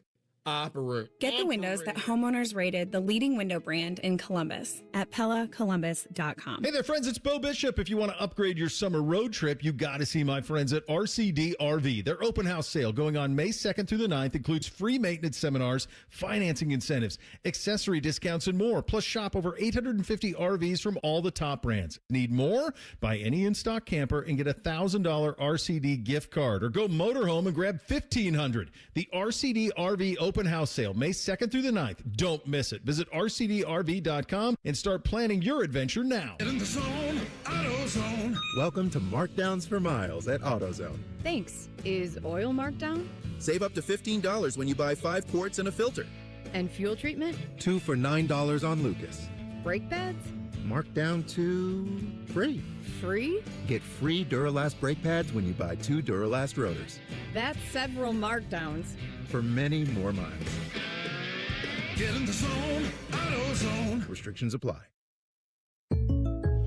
Jake from State Farm. I just beat my running PR, so I'm celebrating with the Banana Bonanza smoothie. Hey, and you can keep celebrating when you create an affordable price just for you by bundling your home and auto with the State Farm Personal Price Plan. Go bananas. I will. Hey, make it a large. Bundling, just another way to save with the Personal Price Plan. Like a good neighbor, State Farm is there. Prices are based on rating plans that vary by state. Coverage options are selected by the customer. Availability, amount of discounts and savings, and eligibility vary by state. Bishop and Friends is sponsored by Diamond Seller, your true jeweler for almost 80 years. The Fan, Ohio's sports destination. 10 feet tall and bulletproof isn't just a saying, it's a way of life. You're listening to Bishop and Friends. So our buddy Quiz, UCLA is ranked number 1 in baseball, so 3 Big Ten teams. When I see UCLA, I don't think Big Ten. Somehow I caught USC and I didn't catch UCLA. It's going to take some getting used to. Let's head out on the Bryant Heating Cooling Systems fan guest hotline conversation. Our good buddy Bill Bender at the Sporting News. Buddy, it feels like we're starting to get some things done here. We have this AFCA stuff from yesterday. I had Ryan Day on, and he kind of outlined a calendar that he was going to kind of push for. Can we be hopeful that something is going to happen here with the calendar?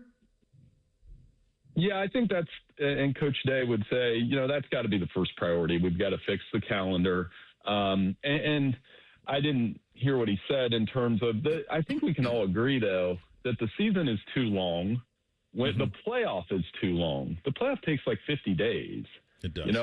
It's got to be compressed a little bit because it sneaks up on you. Hey, it's March.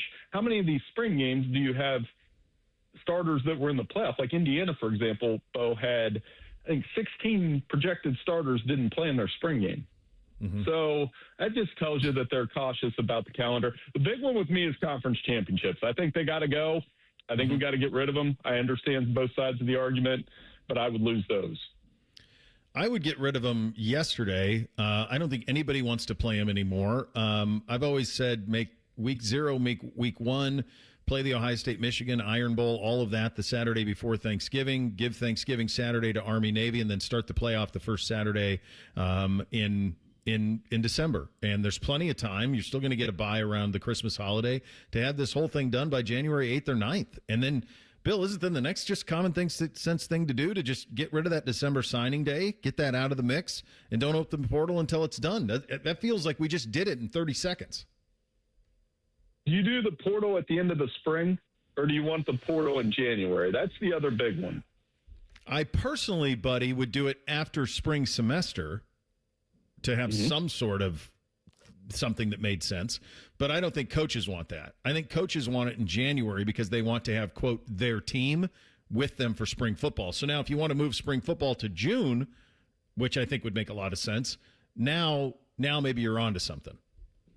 Yeah, or you go open the portal in the spring as you get toward graduation. I think the spring portal in a lot of ways should be for graduate transfers who maybe you see it coming, hey, I'm not going to play, so I got to find somewhere to play my last season. I'm all down with that. And just the confusing part to me has always been you have signing day tucked in December when it's an active thought now, and you have players transferring that are on playoff teams, which it mystifies me that you would be in a playoff run, but those kids, I don't hold it against them. They have to make decisions. So, yeah, the calendar definitely needs fixed in that regard, and I'm glad the AFCA came out with those recommendations because, for the most part, I'm on board with all of them. I'm not on board with 24, but it feels like we're barreling towards that in terms of the playoff, and it's self-preservation, right, Bill? Like these coaches are just saying, hey, look, I made the playoff. How are you going to fire me? To me, it's nothing more complicated than that. I wouldn't go past 16. And I say this because last year, for example, if we were at 16, Notre Dame gets in, BYU gets in, Texas, and I think Vandy. And I'm thinking, yeah, those were the teams that you were just outside that had legitimate playoff cases for very different reasons. Like Texas, the whole hey, if we didn't play Ohio State, we would have been 10-2. Notre Dame, obvious. Vanderbilt had a great year. Who wouldn't have wanted to see Diego Pavia in the playoff if you love him or hate him? Mm-hmm. And then BYU had a good year. I mean, their only 2 losses were to Texas Tech. Yeah. Do you think that that's possible even to stay at 16? Because, buddy, now we got these SEC coaches talking about 24. We have the AFCA saying the bigger the better. We get as big of a playoff as we can get. I hate all of it. Quite honestly, just my opinion, I think 8 is the number, but I'm with you on 16. One thing I just abhor, Bill, is buys. I can't stand the buys in any playoff. I think you should have to play. If you're in a playoff, everybody should have to play the same amount of games. But it feels to me almost like we're almost 16 is getting blown away. I've been shocked by the SEC coaches really now pushing for the 24. Yeah, I don't like 24, but the more you hear the number, it's going to happen. Mm-hmm. And I think it's kind of like 76 in the basketball tournament. We heard it so much that you knew it was coming. Here's one thing that college football fans better be ready for if they go to 24, especially in places like Columbus and Athens, Georgia, etc. The regular season, you could see Ohio State, for example, set starters in a regular season game to get ready for the playoff and the playoff grind. You could see, and I was talking to Bobby about this, as much as we don't think it's possible, they could move the Michigan game around. Yeah. I could see it. I mean, everybody say, how could they ever do that? Well, I mean, would it mean more in November?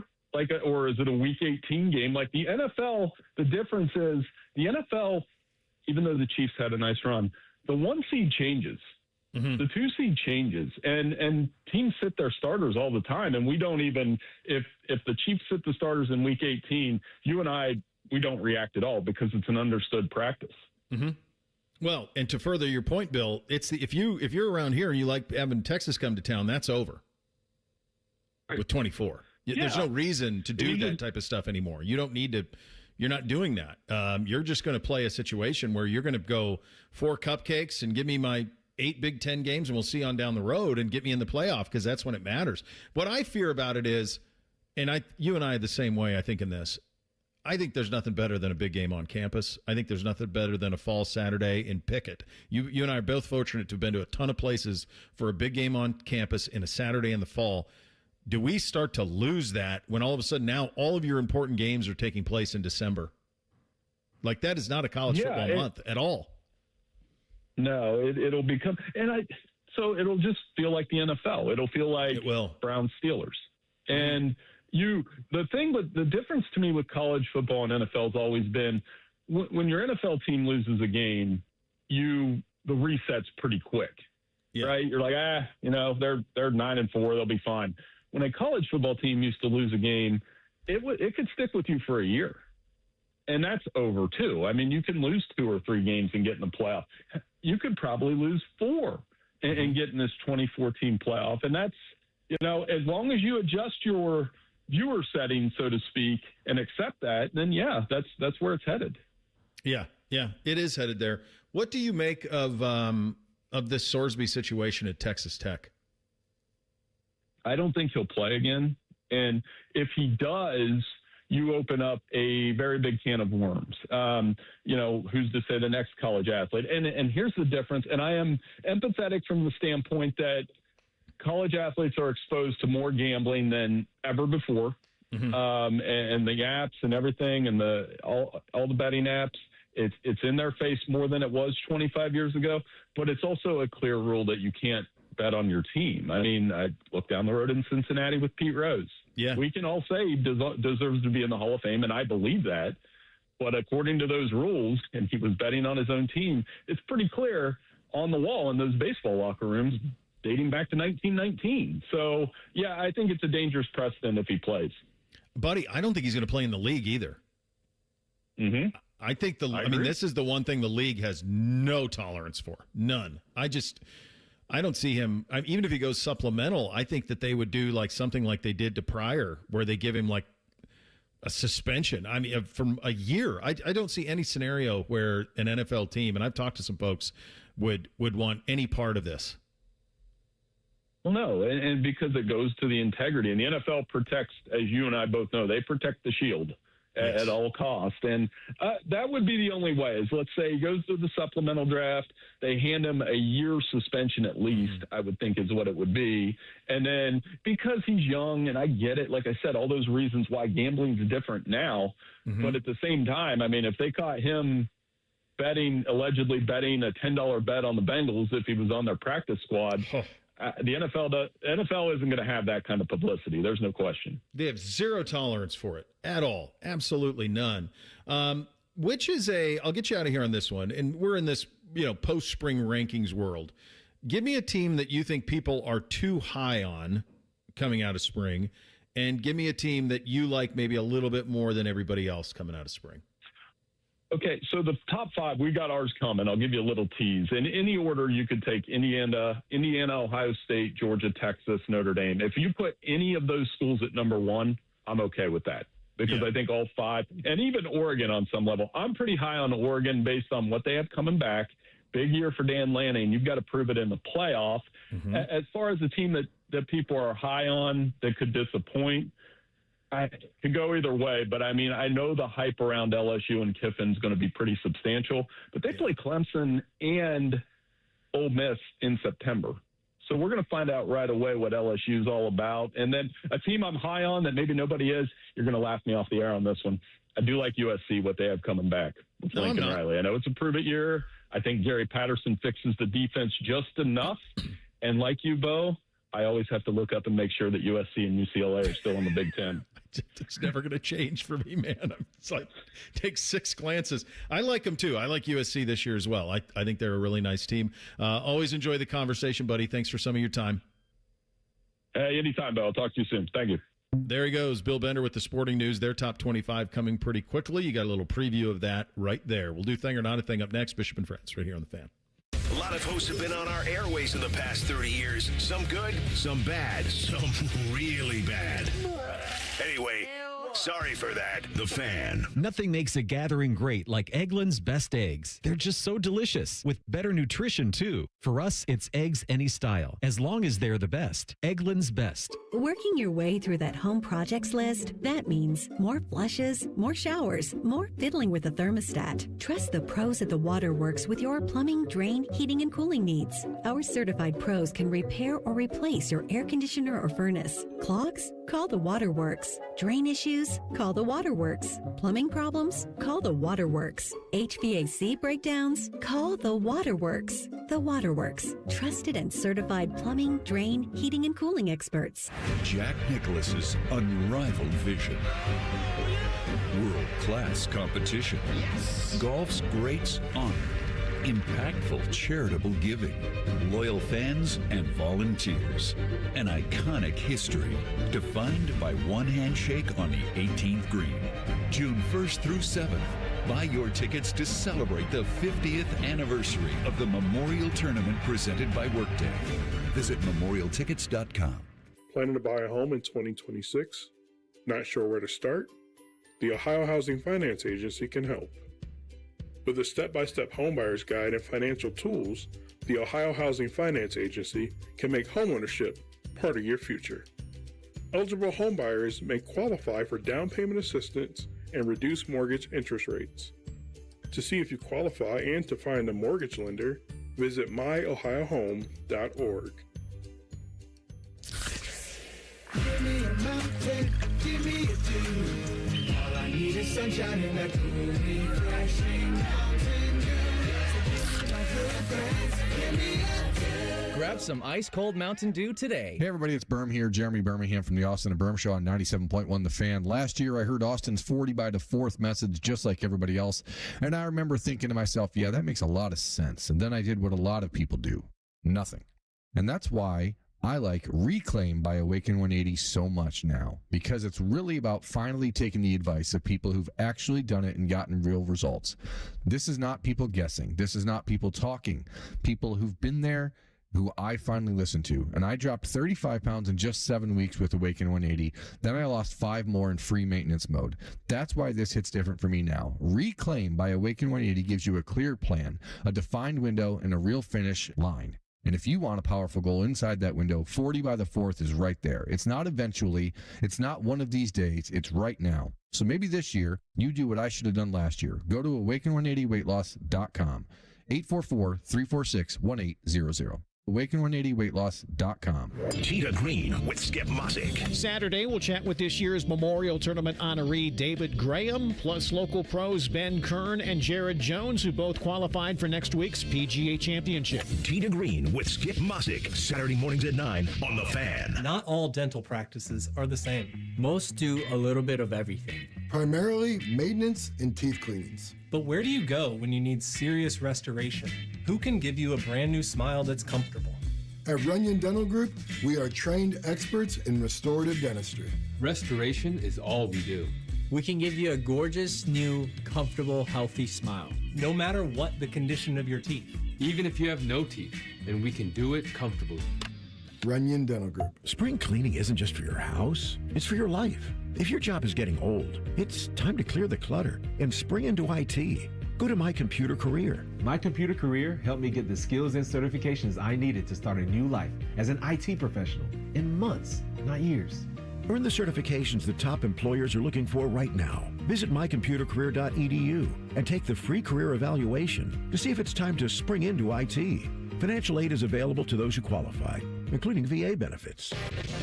The Fan Guest Hotline is sponsored by Right Way Heating and Cooling and Bryant, doing whatever it takes to keep you and your home comfortable. The Fan. The perfect show for quarter zips and khaki shorts. You're listening to Bishop and Friends. A little bit of breaking news in the world today. Ted Turner, the media mogul, billionaire who launched CNN and quite honestly lived one of the more interesting lives you could live. Philanthropist, conservationalist, all sorts of things. He has died. He was 87 years of age. He was somebody that certainly I was always familiar with as a kid, just from the standpoint of him rooting for the Braves on Turner and when they made those runs in the 90s to the World Series, and married to Jane Fonda, but then also because at one point he was the largest landowner in Montana. I don't know if he still was at the time of his passing, but for a long time he was the largest single landowner in Montana, and I think he may have been the largest landowner in the country at one point. An Ohioan as well, Bo. Really, born native in Cincinnati. I'll be damned. I didn't know that part. Moved to Georgia when he was 9. I'll be danged. Time for a little thing or not a thing. Hit it, fellas. Thing or not a thing. Sponsored by Billiards Plus. Find your next grill and everything you need for the master griller. Billiards Plus on Dublin Center Drive in Dublin. So this was before the Cavs fell in Detroit 111-101 last night in game one of their Eastern Conference semifinal series. But speaking with 92.3 The Fan in Cleveland Tuesday, former Cavalier Channing Frye gave his thoughts on what the franchise should do with James Harden after this playoff run. I would say either the NBA Finals or Game 7 of the Eastern Conference Finals. I mean, that's really, and it has to just be like this dude got out, like Jalen Brunson or Cat, like went crazy. And I would run it back with James Harden next year and one more year. But if not, we really got to reassess the vision and we got to address, is it time to are we coloring in oil paints or watercolors? And maybe we just need to go back and get a new canvas and work with that. You know? I mean, it happens. It happens. Thing or not a thing. What in the blue hell did he say? What did that mean at the end? Yeah, it was a bad analogy with the canvas and the oil painting and the oil and the watercolor. Yeah. I don't understand what he's talking about there. He goes, you know what I mean? No, I don't. Sure don't, Channing. I don't know what you mean at all. I think I've seen enough. You know, I wouldn't. But the question is, so he has a player option. So what are you going to? Can they trade him? Can they even do that? Because he's going to opt in for 42.3. No one's giving him that on the open market as a 36-year-old player. And they're not going to win a championship this year. I don't think that they're going to get to the Eastern Conference Final. And to me, it's a bad fit just in terms of what that roster is. So, yeah, to me, it feels like you blew it, boy. And I remember thinking even when they sold on Garland so low because of all the injuries and all of that stuff. Like if they had sold Garland, if they traded him a year before, then I think the give back is so much more significant. And a lot of credit to that ownership and the front office and the spending and all the things that they've done. And I don't think you're entitled to a championship. They've thrown everything at the wall that they can on this thing. This to me feels though like I don't understand what the ceiling is. There's no championship coming with James Harden. So I always thought the Harden trade was weird, and I understand you wanted to shake things up because Garland was hurt a lot, and it didn't seem like you were getting anywhere with Garland and Mitchell. But it was just always a weird fit to me. And, Bo, we talked earlier in the program how you didn't like watching Harden last night. You hated that you had to root for him. And I feel like he's kind of like a poster child, for a lack of a better word, for what's wrong with the NBA now. Like, his game just epitomizes everything that I dislike about the league. I would guess you could trade him. I would guess somehow, some way, there's a deal out there. Maybe you just eat it for next year. And because I believe, Reese, and you can correct me if I'm wrong, part of this Garland deal was to free up some cap space flexibility here for this team moving forward so they could add pieces in the coming season. So maybe it's something you just have to deal with for another year. Because I'm guessing no matter what you trade, like, you're going to be eating some money or you're going to be taking a bad contract back as well. I think you do what you can to trade. And you figure this. Outside of what Channing said, Channing's right with the Game 7 or NBA Finals. So Game 7 of the Eastern Conference Finals or the NBA Finals. Everything else, I think you try to do what you can to trade him because it's just not going to work. It doesn't matter. If you've got Harden on this roster with Donovan Mitchell, it almost doesn't matter who else you add. And not a whole lot of cap flexibility, but the $240 million roster tells you your owner's going to spend. Yeah, oh yeah. But it cannot be these two pieces, and you can't just run that back. So Harden he doesn't have a formal no trade, but he kind of does. So the contract that he signed with the Clippers included a player option, which we discussed, and a 1-year bird restriction, which required him to waive his rights to veto a trade. So he waived his rights to veto a trade to be dealt to the Cavaliers in February. I wonder if that means that he can't waive it again, or does he still have that power over the contract? I think it means he's exercised he's waived it away. Like, the Cavs can trade him. Okay. Who's taking the contract? That's a conversation. On the New Heights podcast with the Kelsey brothers, LeBron James revealed he had turned down a serious offer from Reebok while still a senior in high school. They flew me in. I'm going back to St. Vincent St. Mary the next day, my senior year, and the guy slides over a check to me at the end of the table. It's me and my mom and Maverick Carter at the end of the table, and he says, if you don't go talk to any other companies, this is yours. And I look at it, $10 million. Oh! 10 million. Just right there, as an 18-year-old, I was still stealing change out of my dad's piggy bank to go get some candy and shit. I was a high school senior, man. They gave me a check for $10 million if I promised not to go see anybody else. I told them I need a break. They stepped out. And my mom looked at me. She said, son, trust your gut.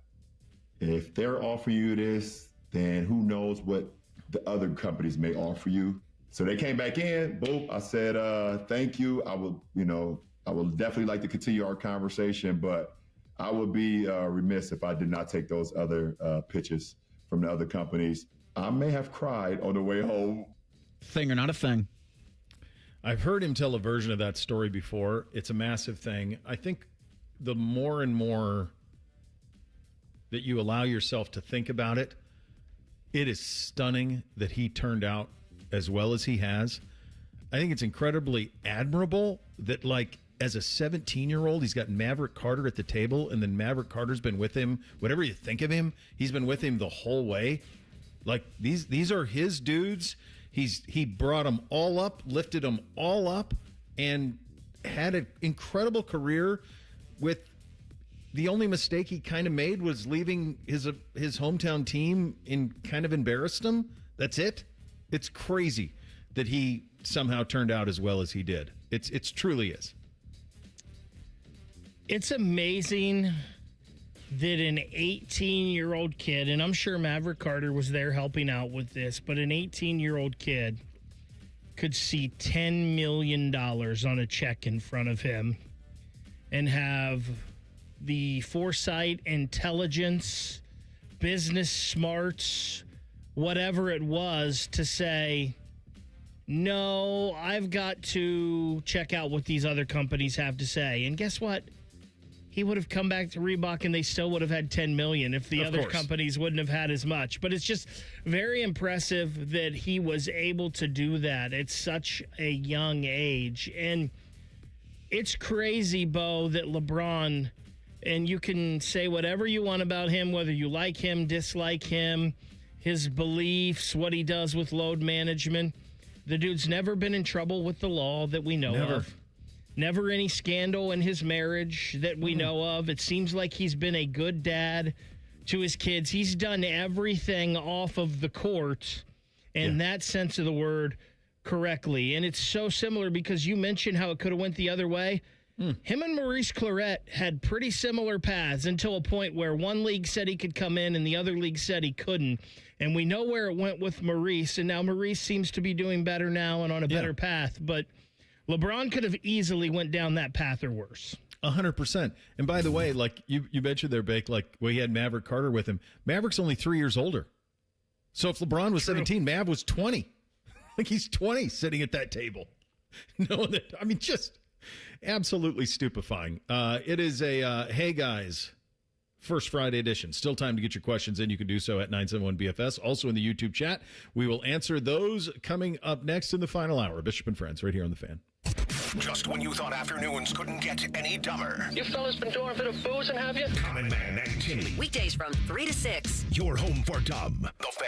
Hey, what's up? It's T-Bone. Tired of snoring? Sleep Better Columbus can help with a custom mouthpiece that opens your airway and stops the snoring. No mask, no noise. Call 1-800-MORE-SLEEP or visit sleepbettercolumbus.com today. Stop snoring, sleep better, live better. Are you ready to tackle those home projects?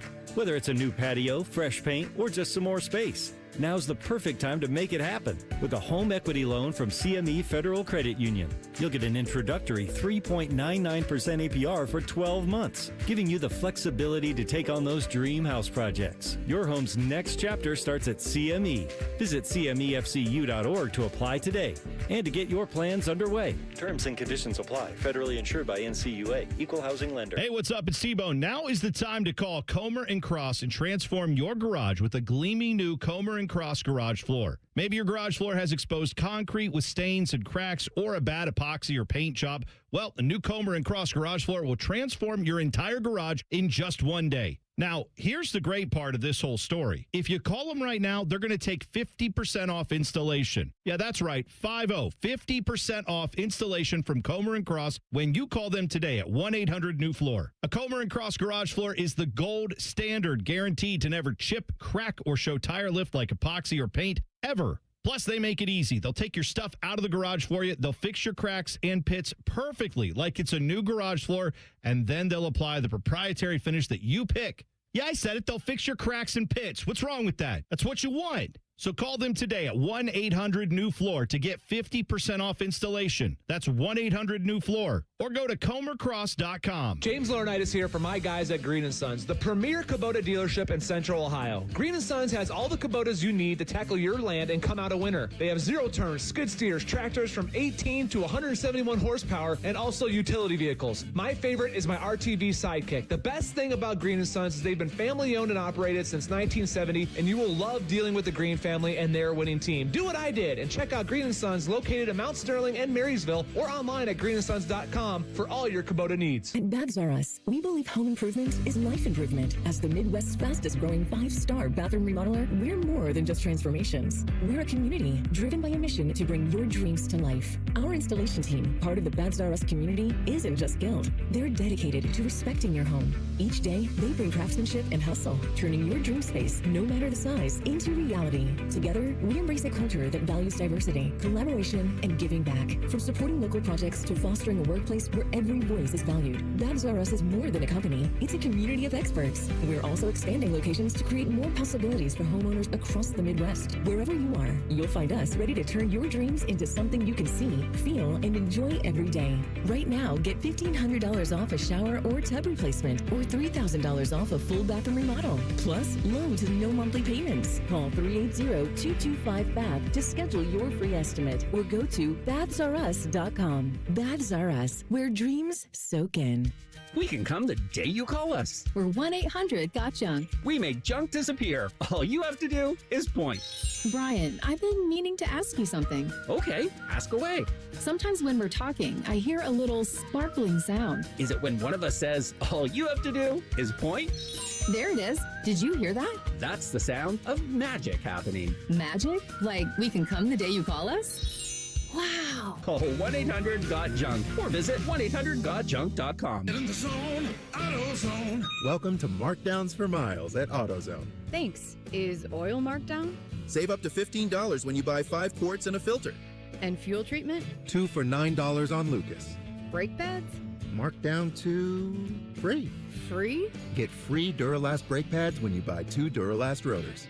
That's several markdowns. For many more miles. Get in the zone, AutoZone. Restrictions apply.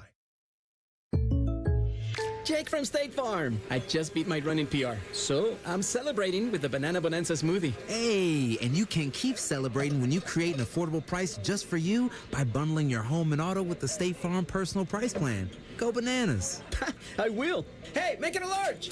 Bundling, just another way to save with the Personal Price Plan. Like a good neighbor, State Farm is there. Prices are based on rating plans that vary by state. Coverage options are selected by the customer. Availability, amount of discounts and savings, and eligibility vary by state. Hey, it's T-Bone again. Sleep apnea doesn't have to rule your nights. Sleep Better Columbus has been treating snoring and sleep apnea for over 15 years with proven results and now has an office open in Marysville. Call 1-800-MORE-SLEEP or go to sleepbettercolumbus.com. Stop snoring, sleep better, live better. Broadcasting live from the McDaniel GM Superstore Studios, driving excellence since 1916. Chevrolet. Together, let's drive. WBNS HD1 Columbus. Good morning. I'm Eric Reeser. Both major league teams in the Buckeye State are slumping on the road this week. The Reds dropped their 5th straight last night in a 10-inning, 3-2 loss to the Cubs at Wrigley Field. Both teams are back at the friendly confines tonight at 7:40. Chicago leads the NL Central, 2.5 games over St. Louis, 4 games over the Reds. As for the Guardians, Cleveland dropped their 3rd straight, a 5-3 loss to the Royals last night in KC. Both teams are back at Kauffman Stadium Wednesday at 7:40. Cleveland and Detroit share the lead atop the AL Central, despite each being a game under 500. In the NHL last night, the Maple Leafs won the draft lottery. Toronto's got the #1 pick in June's draft. The Jackets will pick at 14 for the 2nd year in a row. And in other news, television pioneer Ted Turner passed away this morning at the age of 87. Turner is credited with creating TBS, TNT, and the 24-hour cable network CNN. This update is sponsored by the Waterworks and Header Plumbing, Drain, Heating, and Cooling, together to serve you better. Scheduled today at thewaterworks.net. The best facial hair on the air. This is Bishop and Friends. Reese mentioned that in the update there. We'll get to Hey Guys in just a second, but the passing of Ted Turner, I was unaware that he was a native Ohioan of Cincinnati before moving to Georgia. Certainly at one point, I'm pretty sure he was one of the largest private landowners in the United States, and at one point had more land in Montana than anybody did, and that was something that always rang with me. Go ahead, Bick. So, Bo, he was the largest landowner in the U.S. until 2011 when John C. Malone surpassed him. Okay, yeah. I mean, he had massive estates everywhere. Anytime a big ranch in Montana would come up, he would buy it, and then he would put bison on it. And guess what? He had a bunch of bison. They reproduced. So what did he have to do? Ted's Montana Grill. And we're slinging bison burgers. So that's how it worked. There's one other part of this, component to this from the sports thing that's really, really important if you are of a certain age. And that is Ted Turner, founder of CNN, TNT, TBS. Ted Turner put the Atlanta Braves on TBS. And in doing so, he kind of made the Atlanta Braves America's team for a while because you could watch them. There were two baseball teams I could watch as a kid. The Chicago Cubs and the Atlanta Braves. I could watch most of those games. We didn't have cable. I went to go to my aunt's, my grandma's, and they had cable, and those two teams were on. The amount of cousins of mine who were Braves fans because they were on television. You could watch them. It was a massive, way ahead of his time decision to do that, to understand that sports was first of all, he owned them, so it was free in that sense, but that it would also lift up the cable property. It's an incredible job of what he did. And WGN did the same thing with the Cubs, obviously. And I believe the Wrigley family owned the Cubs at that time. So I'm sure all those things kind of lined up. But, like, those are the two teams you could watch. He won a World Series championship as an owner of the Braves. And then for someone our age, Bo, I mean, he was the guy that started the Monday Night Wars and put Vince McMahon on his heels. So I didn't know all of that stuff. I mean, I knew that. I know that now, but in the moment, I didn't realize all of that. With the Monday Night Wars with WCW, that he did all of that. Really incredible life. Just an incredible life. Did the America's Cup. 87 years, had just this incredibly wild life. Like, you know, what's the DiCaprio movie about Howard Hughes, The Aviator? Like, there's one of those that's dying to be made about Ted Turner's life because it's got a lot of that stuff in it. Just fascinating stuff. A titan in this country, obviously. All right, time for a little Hey Guys on a First Friday. Hit it. Nothing is off limits. Your participation is required. Just use the hashtag #HeyGuys and ask anything you want. Do it now. Sponsored by High Bank Distillery Co. Great food, award-winning drinks, and something for everyone in the family. Dine, drink, distill at High Bank. All right, we had a ton on YouTube. I can still read those as they're coming in, but we'll start on Twitter. Okay. Ben asks, hey guys, if you had a Kentucky Derby horse, what would you name it?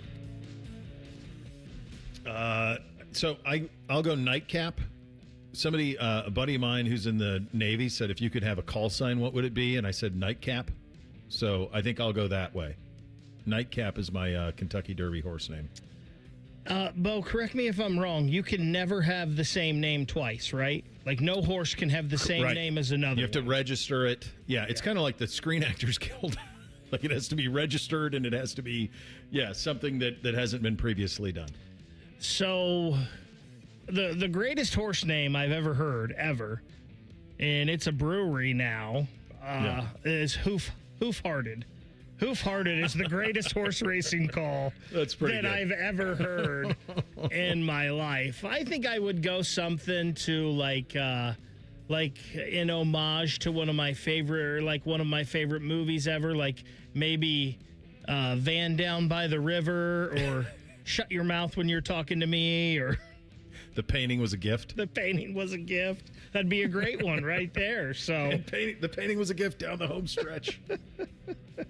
Yeah, but Hoof-Hearted is the greatest horse racing call I've ever heard. That's pretty good. I'd do a wrestler's name like John Cena or Stone Cold Steve Austin. There you go. Just to have the announcer say that. Here comes Stone Cold Steve Austin down the stretch.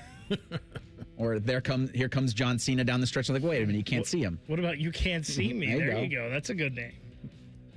Mr. Leaper asks in the YouTube chat, hey guys, are you one of those that is terrified of cruises because of a few bad stories, or are you a rational person who likes to sit and drink on them? So I will tell you this candidly. I was the former until I went on the Buckeye cruise. And my wife isn't necessarily a cruise type person because I think she didn't have a great experience as a kid on one. But then I went on the Buckeye cruise and I'm like, this is great. This is awesome. Like, the whole setup was incredible and could have just been the way that Travel Partners handles anything. I don't know. But I've looked at like those Royal Caribbean ads of that super tanker thing they got with 66 water slides at the back end and all of this. And it's funny, like Beamsy's my cautious one. He's like, no chance. Like, he's worried that it's going to be Titanic. I'm like, buddy, even if something went wrong, you're going to get lifeboats. Like, we're going to be fine, even if something went wrong. But no, I'm definitely the former now. I'd like to do one as a family. I think it would be fun to do one as a family. I've only been on the one, though. It was just the Buckeye Cruise, the only one I've ever been on. So I have not been on one either, ever, but I would love to. So none of that scares me. I'm not worried about any of that. In fact, one thing I will do before my life is over, hopefully, is go on an Alaskan cruise. I would love to do an Alaskan cruise. I think that would be awesome. Yeah, there's some really cool European ones, too, that they do, like, through Scandinavian stuff. My wife's parents just did one from New Zealand to Australia that they raved about, that they said was just awesome. There's some website out there, and I can't remember the name of it right now, that, like, you can get cruises for super cheap, but you got to be ready to go next week. Like, it's like tickets that they haven't been able to sell. So you could get them for ridiculous prices, but you got to be, like, go at a moment's notice. Like how Priceline used to be with hotels, right? Where you could stay at like a 4-star place for $60 because in those days they used to want to, that money was better than no money. Now their whole attitude is like, if we don't have to sell it, we don't have to clean it.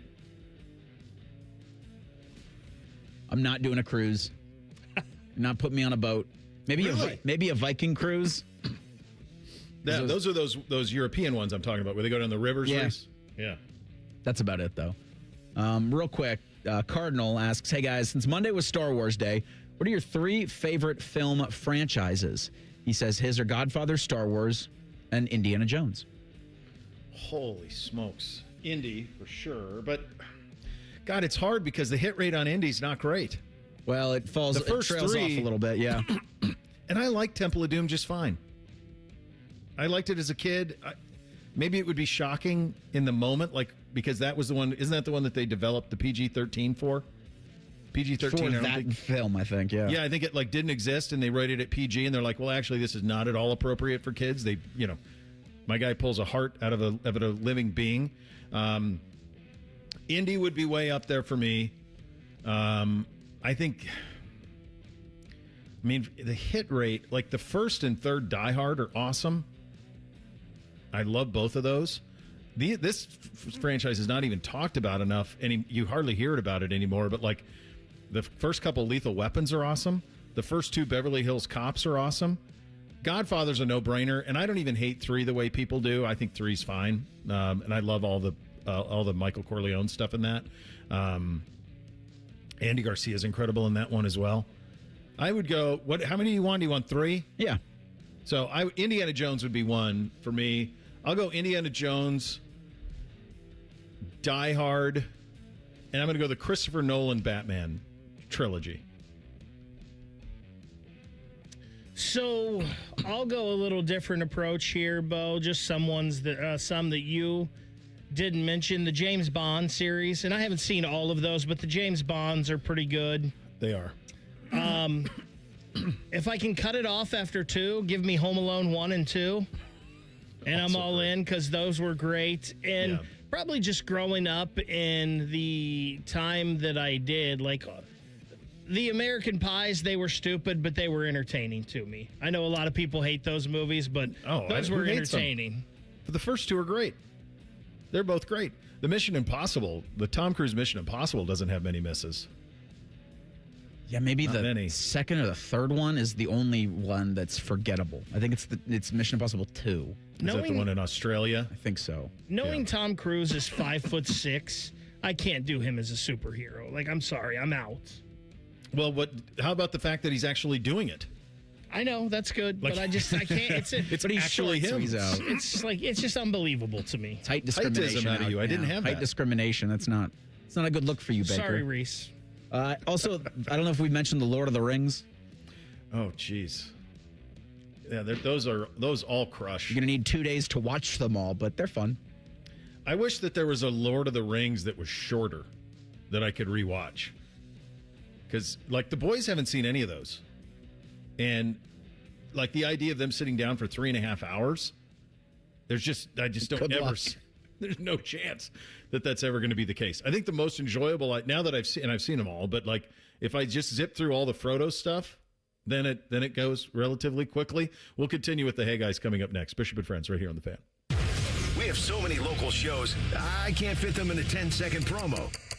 So let's just say we're live and local all damn day. The Fan. Hey there, friends. It's Bo Bishop. If you want to upgrade your summer road trip, you got to see my friends at RCD RV. Their open house sale going on May 2nd through the 9th includes free maintenance seminars, financing incentives, accessory discounts, and more. Plus, shop over 850 RVs from all the top brands. Need more? Buy any in-stock camper and get a $1,000 RCD gift card. Or go motorhome and grab $1,500. The RCD RV open house sale, May 2nd through the 9th. Don't miss it. Visit rcdrv.com and start planning your adventure now. Hey, it's Anthony Rothman. Get up to $750 cash back when you refinance your auto loan with Telahio Credit Union. Visit telahio.org to learn more. Offer valid until June 30th, subject to credit approval. Restrictions apply. Telahio is open to all in central and southwestern Ohio. Federally insured by NCUA.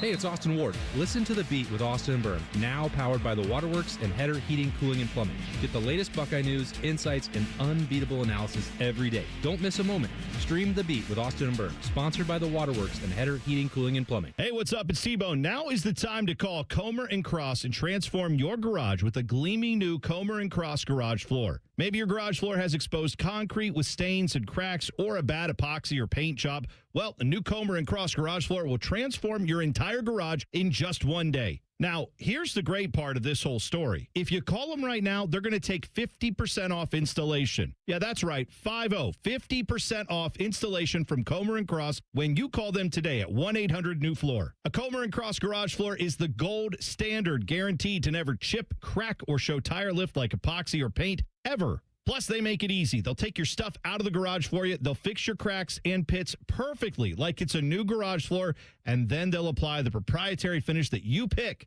Yeah, I said it. They'll fix your cracks and pits. What's wrong with that? That's what you want. So call them today at 1-800-NEW-FLOOR to get 50% off installation. That's 1-800-NEW-FLOOR. Or go to comercross.com. At some point, you stopped calling it pain and started calling it just how I am now. Deep down, you know that's not okay. Get back to the normal you, the one who is active and carefree. Let's start with an introduction to Dr. Tesner and his team at QC Kinetics. Their regenerative treatments for joint pain in Dublin and Gahanna. I thought I would never be able to enjoy playing sports again because of how bad my knees felt from playing football. But then I went to go see Dr. Tesner and his team, and they gave me a couple of shots, and I was back to playing, back to balling, and doing all the things that I love. They're helping patients with pain from arthritis or injury in their knees, hips, and shoulders. The treatments are natural. Your body knows how to heal. QC Kinetics finally gives it the right tools. No operating rooms, no hardware, no watching summer come and go from a recliner. Get back to the version of you that doesn't map out a route based on where you can sit or avoid stairs. Right now is the right time, and the first step doesn't cost you a thing. Call 380-208-4544. That's 380-208-4544. Rothman and Ice. In or out on dating somebody taller than you? My ego wouldn't be bruised walking into places and people saying your girlfriend's so much taller than you. I don't care.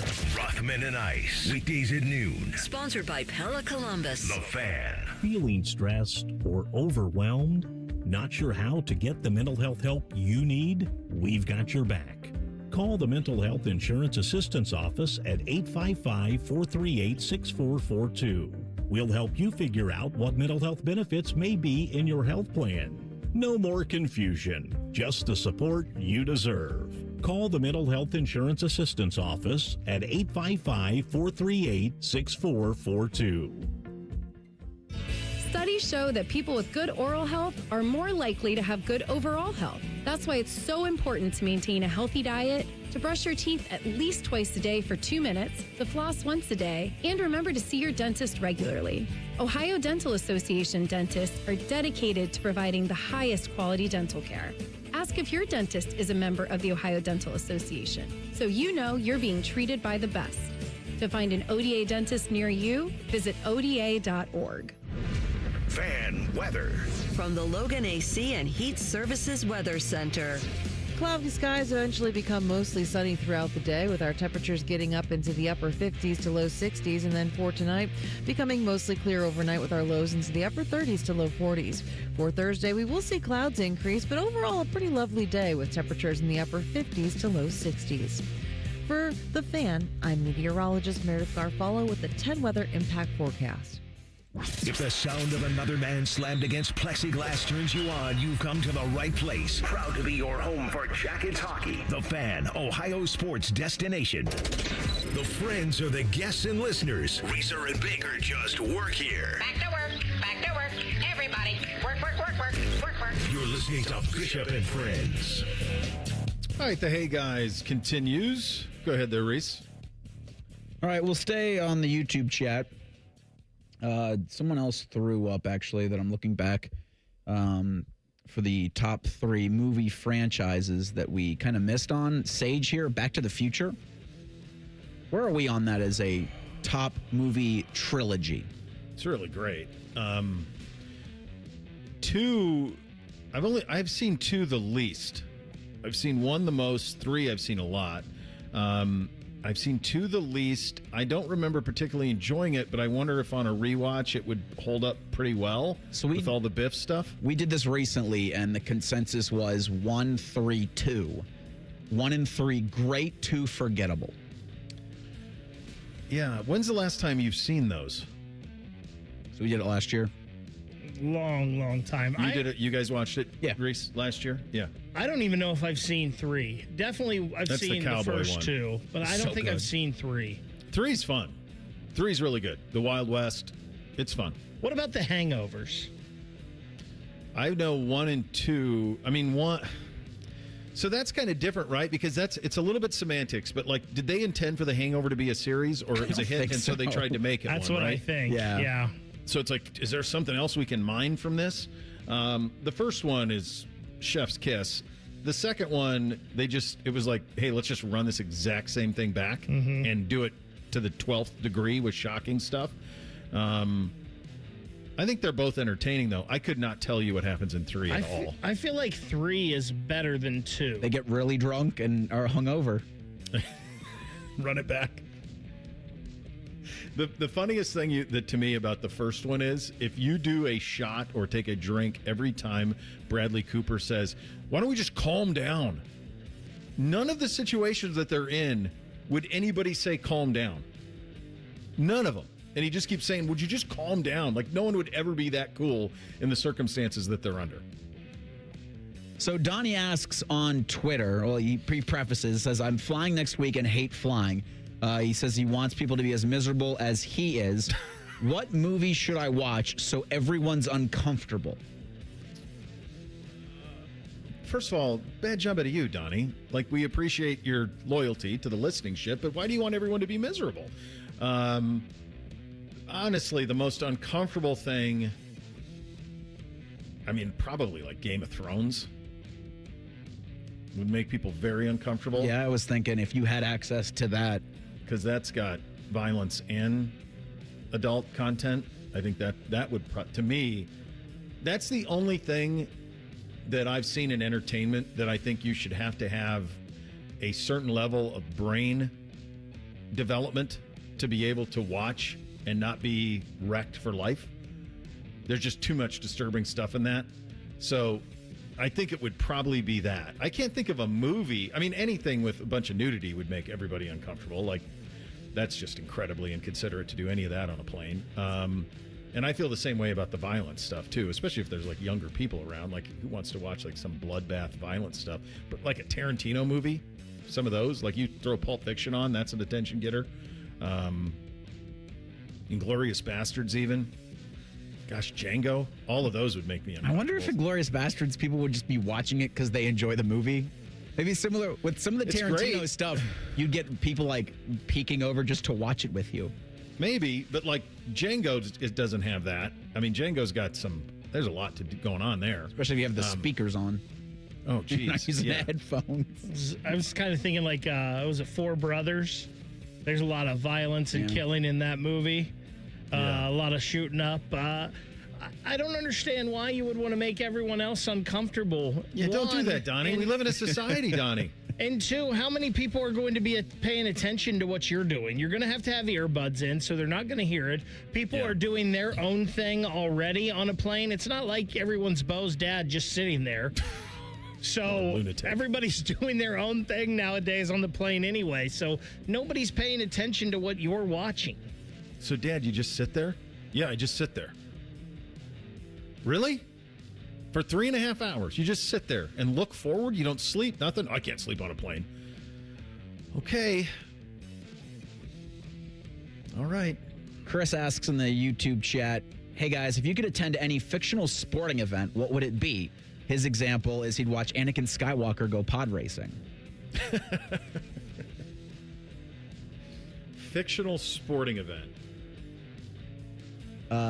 We'll have the button ready later in this segment, but Chimdi Chekwa's burner had he had Quidditch match.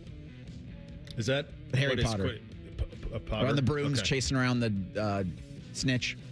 The boys and I were going through some metro park, and they were having like a Ren Fair thing, and I looked over and saw this taking place, and the folks were like really into this, and I'd never seen it before. I'm like, what is this? This is crazy. And they were pretty jacked up about it. Fictional sporting event. I'll tell you what, you could do a whole lot worse than seeing Cole Trickle win the Daytona 500. That's pretty good. In Rowdy Barnes' car, Russ Wheeler trying to hold him off on the last race. You could do a lot worse. I think a fictional sporting event, I think I'm just going to go to WrestleMania, right? I mean, that's not a totally real sporting event, but I would say let's go back to the movie Basketball, and let's just be part of that. That'd be fun. With the invention of that game and those guys, let's just be part of basketball. You say that wrestling's fake or wrestling's scripted, but here they are on ESPN covering it like it's a real Paul damn Heyman sport. with Stephen A. Smith. Isn't that crazy? That's everything Vince wanted.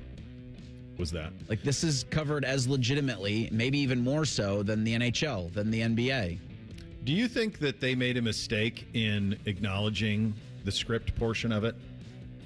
Because Threes would tell those stories about how his dad would get on a plane in full outfits, like full makeup. He'd ride a plane, and like they would in the old days, like they would not break character. They wouldn't. I think they had to because of the internet.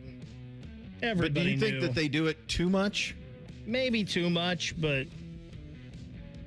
yeah, because there's still some wonderment. I remember a couple years ago when the boys were into WrestleMania, like they were still, and so NBC would have been 12, so it would have been 12, 10, 8. Like they were still all in that it was totally, everything was real.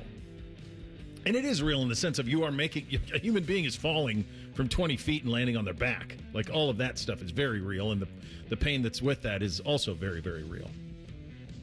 We got a two-parter from Jay. Hey, guys, with talk around Jeremiah Smith's Lamborghini, do you think NIL will make guys more financially responsible before getting into the league, or will they blow their money in college? Then he asks, what would you spend your first NIL check on? Oh, I definitely would have got a car if I was 18, 19.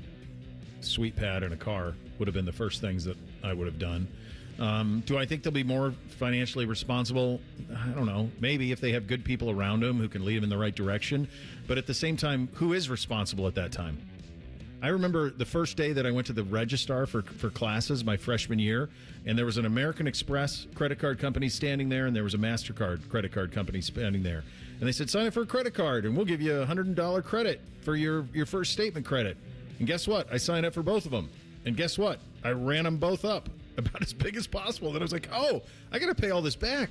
Oh, and then what's this? There's 27% interest on the statement balance if I don't pay it off? Oh, my God. This is going to be a problem. It's going to be a real problem. All of a sudden, that $450 Gap leather coat wasn't quite worth it. predatory lending at its finest right there. Oh, God. Dude, it was in the line.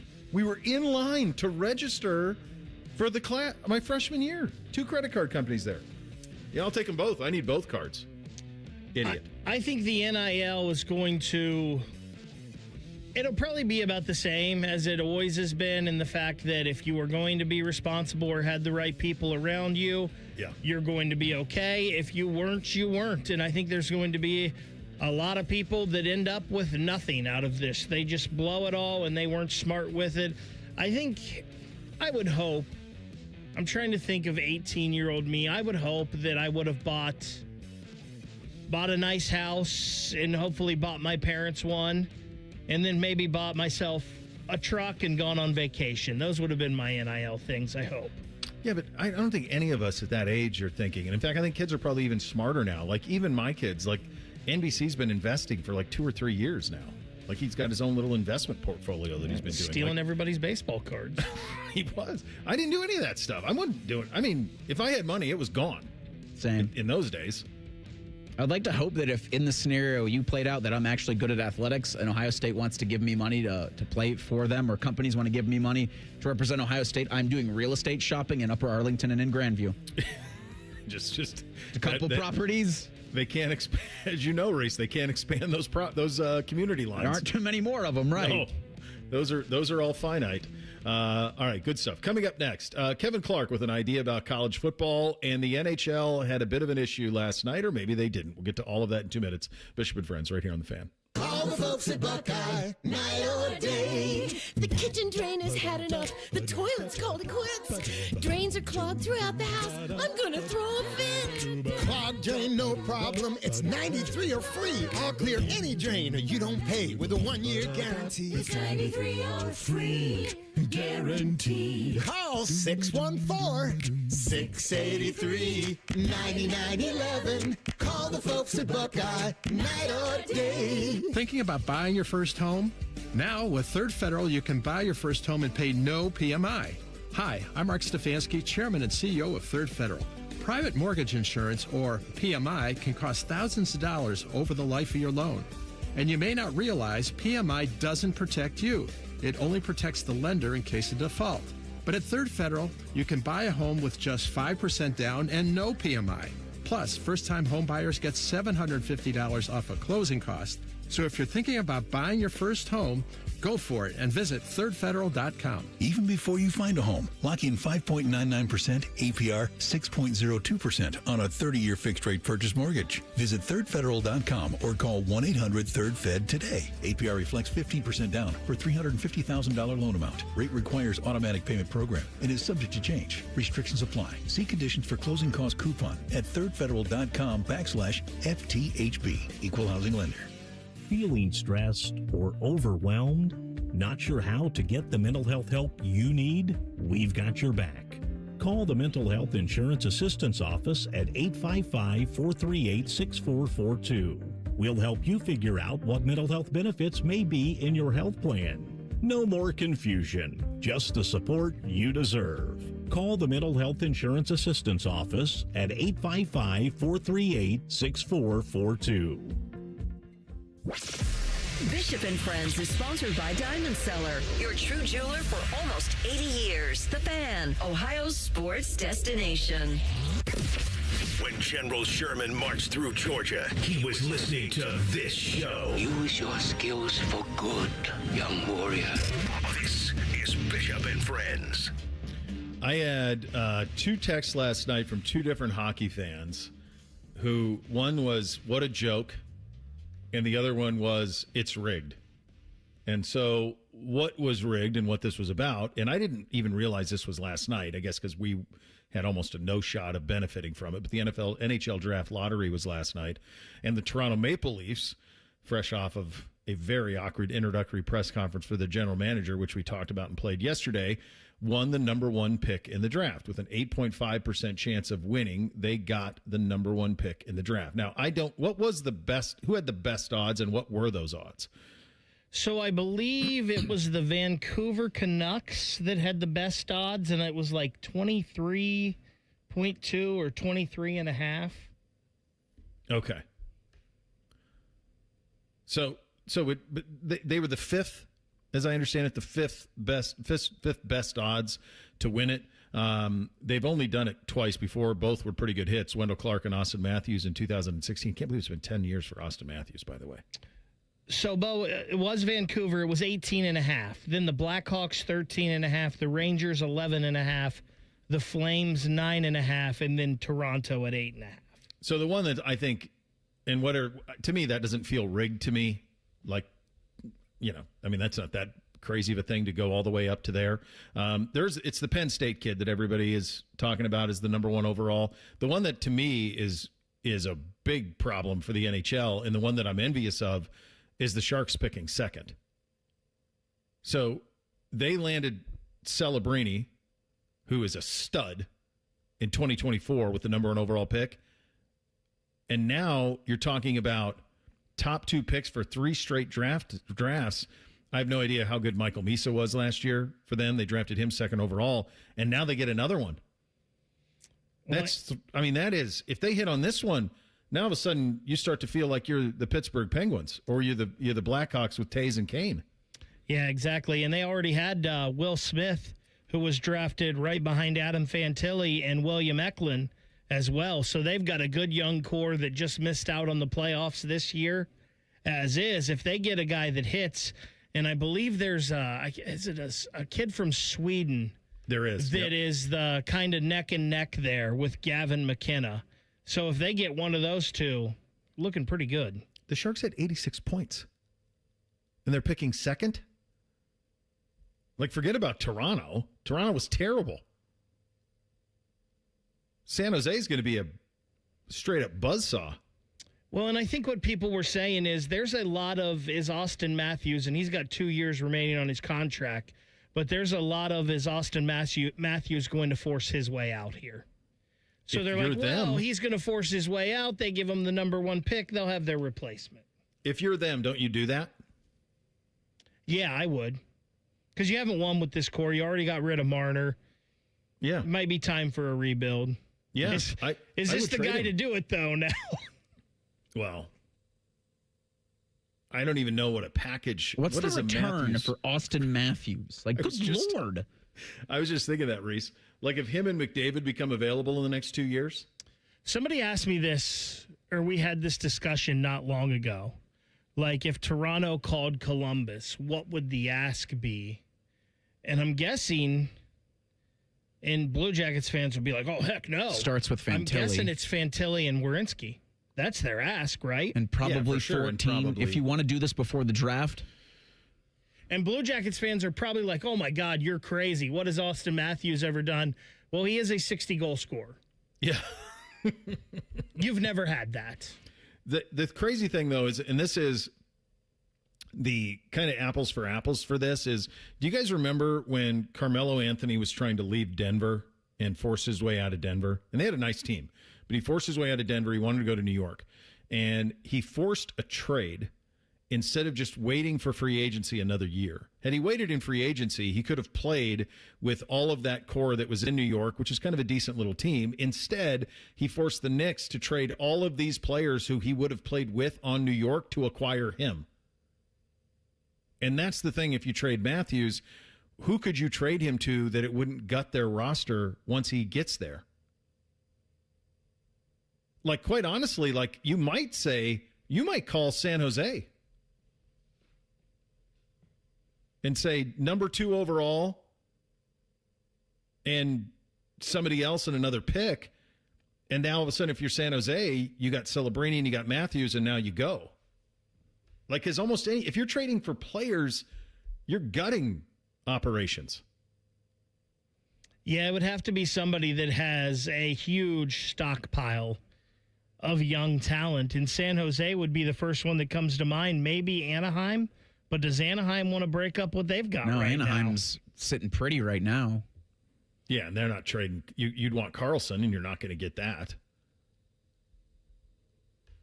Yeah. So, but no, if I'm the Leafs, I would probably call San Jose and said, "Can I interest you in Austin Matthews?" I'm sure Matthews would love to play for San Jose. Well, and he's an Arizona kid, grew up in Arizona, so Right. it'd be closer to home. Yeah, I mean, you can imagine going from playing in that media market where you have beat writers saying the hockey world is calling this a sham while the guy's sitting there, that type of scrutiny, to going to San Jose where I can't imagine there's any scrutiny. Sure, there's beat guys who do a good job, but just in terms of like day to day, who in the Bay Area is holding them to their feet to a fire on stuff? Who in the Bay Area knows they exist?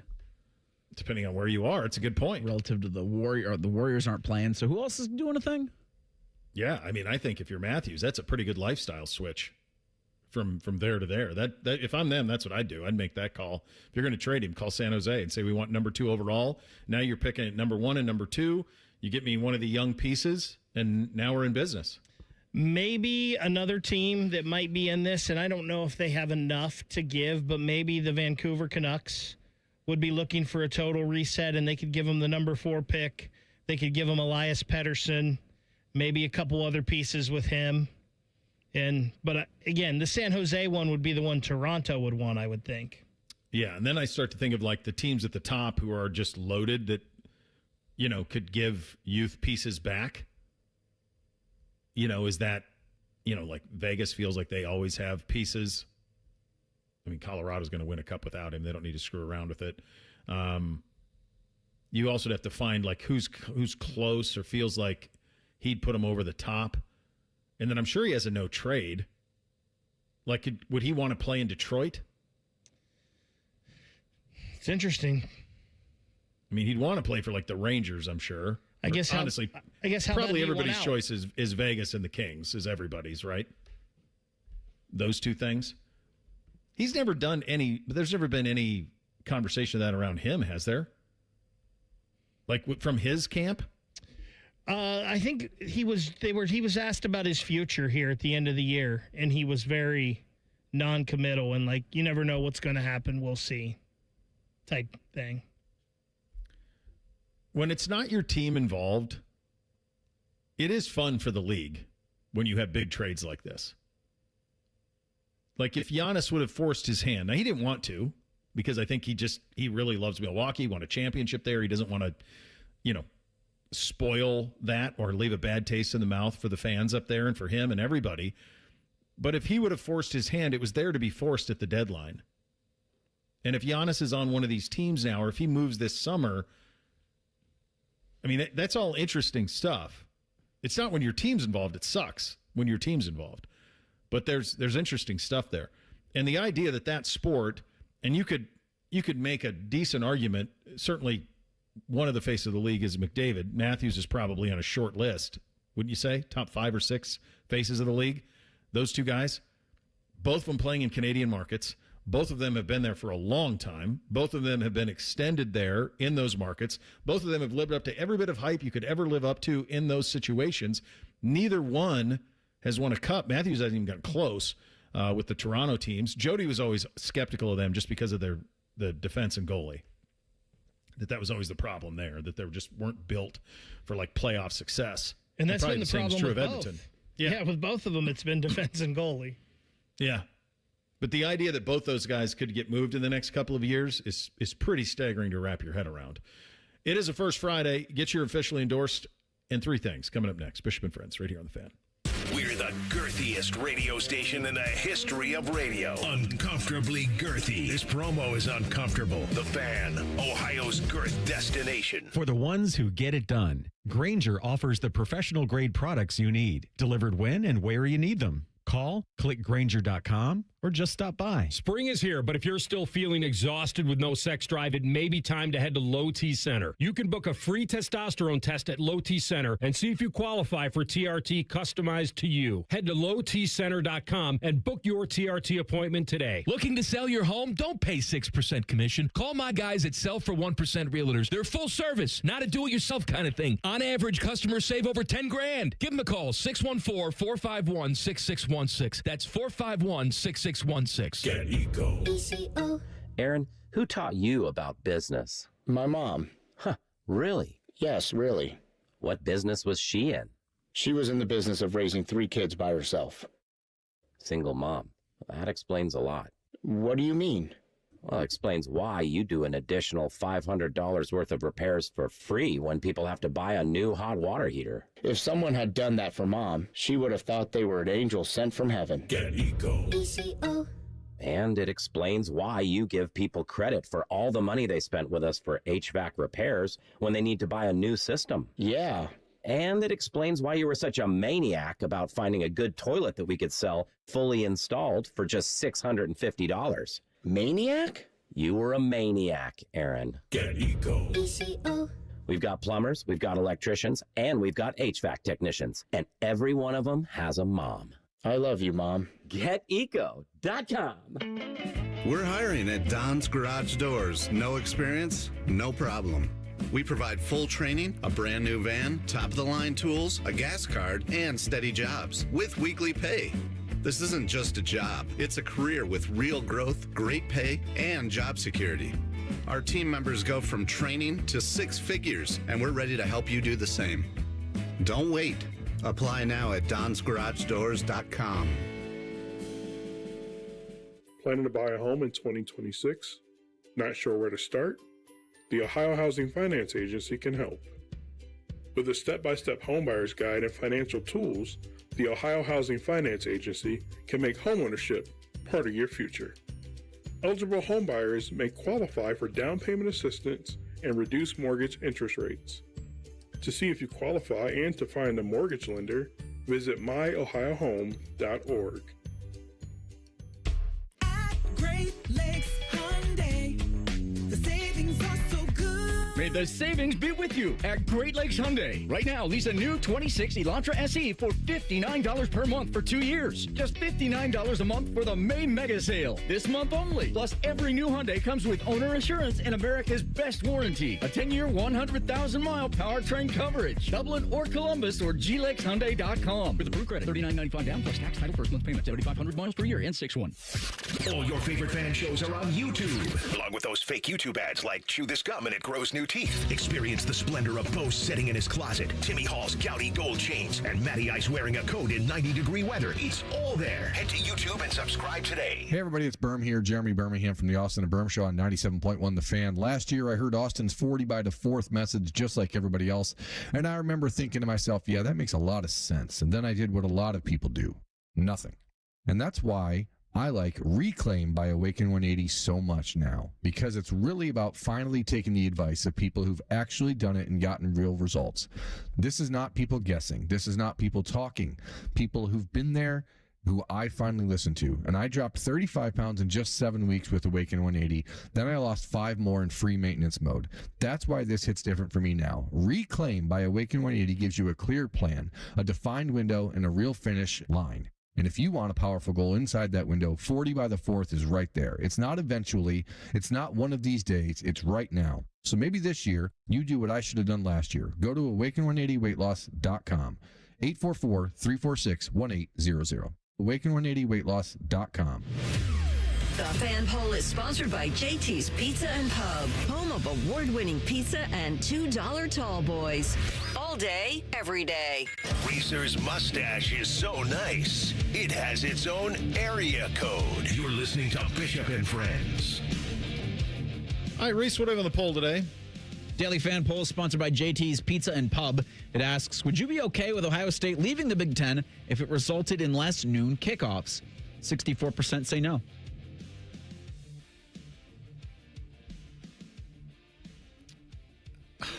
That's a tricky one. It depends on, what are your options? You know? I'm okay with noon kicks, just back to back to back to back to back big noon kicks stink. Yeah, the problem is it's not, no one has a problem with playing the Michigan game at noon or playing a lot of the games at noon. The problem is you can't ever have a big game on campus any time slot other than noon. That's the beef. That's what sucks. It's that every big game you're ever going to play is a noon kick. And the reality is night games are better from an atmosphere standpoint. Like the Texas game last year at night would have been electric. It was still good, but it would have been better at night. Just would be. And I think that's what folks are a little sick of. I feel like this question might be a little better if it was, are you okay if Ohio State left the Big Ten if it meant you got more money because you negotiated your TV rights and it was more than your share of the pie the Big Ten is giving you? I think what's going to happen in 2030 is you're going to see, like Ohio State got more than everybody else this year because they played more in the college football playoff. Like next year, that'll be Indiana, who gets more than anybody else. But I think what's going to be really fascinating is if in 2030 the Big Ten goes to a serious weighted system in terms of who gets the most. And with that, is there a further expansion of the league? I think that's the next big thing that we're all kind of curious on is where all of that goes from here. It's a First Friday. Hit it, guys. Bishop and Friends present First Friday, officially endorsed because everyone deserves 2 Fridays. You drink for the wrong reasons. My generation, we drink because it's good, because it feels better than unbuttoning your collar, because we deserve it. We drink because it's what men do. In like the last 2 minutes of the school drop-off to the 2 bigs today, I was trying to explain to them First Friday. It's like, boys, happy First Friday. They're like, what are you talking about? It's Wednesday. And one of them goes, Wednesday sucks. And I'm like, I know. That's why it's First Friday. And then I was trying to explain it. And then it occurred to me that unless you were of an age where you can do whatever you want on a Friday, on a First Friday, it probably doesn't land the same. and I kind of ran out of time to explain it. So I'll try to do better tonight. But this one needs very little explanation. Yesterday was Cinco de Mayo. In honor of that, this is how I do a margarita, okay? The key to this is the type of tequila that you get. So two that I really, really like for this are Gran Centenario Añejo or Gran Coromino Añejo. Gran Coromino is a little bit more of a high end, a little bit pricier, but it gets a really true vanilla sweetness to it. And what that does is it eliminates your need for simple syrup. It eliminates your need for Cointreau. You really don't need any of those things at that point. So that gets that sugar out of there to a better extent than it would in a normal one. So let's go Gran Coromino on the rocks, heavy lime squeeze, salt around the rim, and go. That's all you need. That's when the kids say, not my kids, they're not asking for margaritas, but if my wife says, can you make me one? That's usually what I do for her. And if I have one at home, that's how I enjoy them. And then you don't get all the sugar that comes with it. You're not going to get hangovers with it. Big win across the board. Time for three things on a first Friday. Hit it, guys. 1, 2, 1, 2, 3 things. Sponsored by Newman Roofing. For all your roofing, gutter, or siding needs, call Newman Roofing today at 614-NEW-ROOF or visit online at newmanroofing.com. Number one for me. So we get an email from the school principal yesterday about NBC, and the email says that he has been given 2 lunch detentions. The reason for the 2 lunch detentions is apparently he was standing in a circle with a bunch of his buddies who were playing hacky sack in the commons area, which apparently is a no-no. So I texted him. I said, well, did you do that? Did you know you weren't supposed to do this? Sort of. Okay. If you sort of knew, why did you? Well, I wasn't. I was kind of adjacent. Okay. Then the next thing becomes, well, like, that seems severe for that a little bit, unless they, were being completely disruptive, which is in play that they were, and I don't have a problem with it, whatever. But then he has the stones to text me and go, are you coming to get me for lunch? No, I'm not. Enjoy your detention. I hope that it's spectacular. I'm not bailing you out of this, dude. Come on.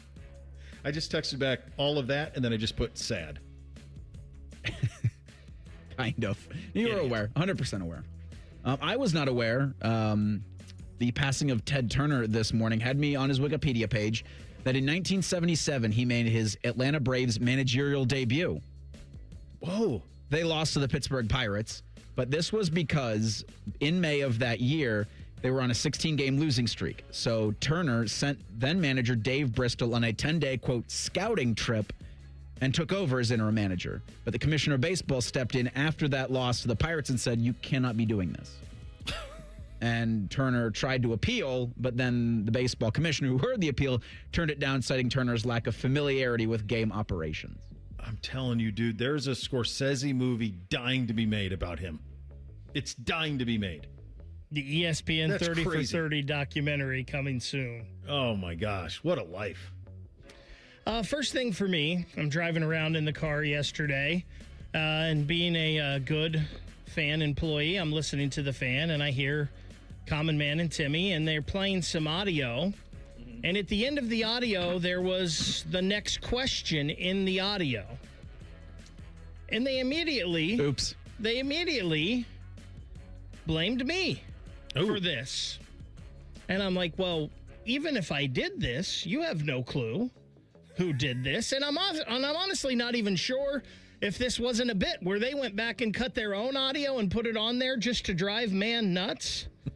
But they immediately blame me. So I know that they have a segment on their show on Fridays called Go to Jail. Yeah. So I'm nominating both of them to go to jail for false incrimination of myself. Yeah, that probably would have been my fault. Well, I'm not throwing anybody under the bus because I'm not so sure they didn't do it themselves. But City jail, county jail, Lucasville. Where are you sending them? I want the max. Lucasville? I want the max. All right. You're sending them to jail on their own segment? Yeah. Okie dokie. Number 2 for me. So now that the boys are older, I'm like, all right, you guys got to pick what you want to get mom for Mother's Day. Like, if you need help, ideas, I can help, but I need you guys to pick it. Beamsy, God bless him. He picked out something he wanted to get his mom for Mother's Day, and then he texted it to her instead of me. Poor guy. He has no idea that he did it. My wife showed me, so we're just going to keep it a secret. Good job out of you. So he did it last night. And then he did it again this morning. Oh. Like, bud, what are we doing, pal? Dang. I'll make this my second thing in asking the question. Is it always because when he makes those kinds of purchases or when he does anything in the purchasing realm, he gets approval first? I think you have that well read. That's and a pretty good understanding of how the operation here works. That's, I guess, a habit you don't want to discourage. Well, I do, because I think she greenlights everything, is kind of what I think. A fine line, I guess, needs to be walked there. I'm going to go here for my second thing to make sure that we get this in. Robert Carpenter, the general, Let's go. is returning to his old time slot. He is in for AR today with Matty Ice. They're going to have Sam Amico at 1:30, Brad Crawford at 2:30, who's busy. I think he's on Outkick right now. Then he's joining Rothman and Ice later today. So how about that? Bobby Carpenter returns to the noon to 3 time slot today. Well, do you know what his original time slot was here on this fine station? Is it 10 to noon? Right? 10 to noon? No. It was he and I. It was the off season with Bobby Carpenter. We did it, I think, once or twice a week from noon to 1. And your wife still thinks noon to 1 for you? Oh, she has no clue. Yeah, she's got no clue. Be a good listen, though. Enjoy your first Friday, kids. Act accordingly. Bishop and Friends, right here on The Fan. Bobby Carpenter demands that you watch Morning Juice on YouTube. If you don't, Tito will move into your house. Live at 6 a.m.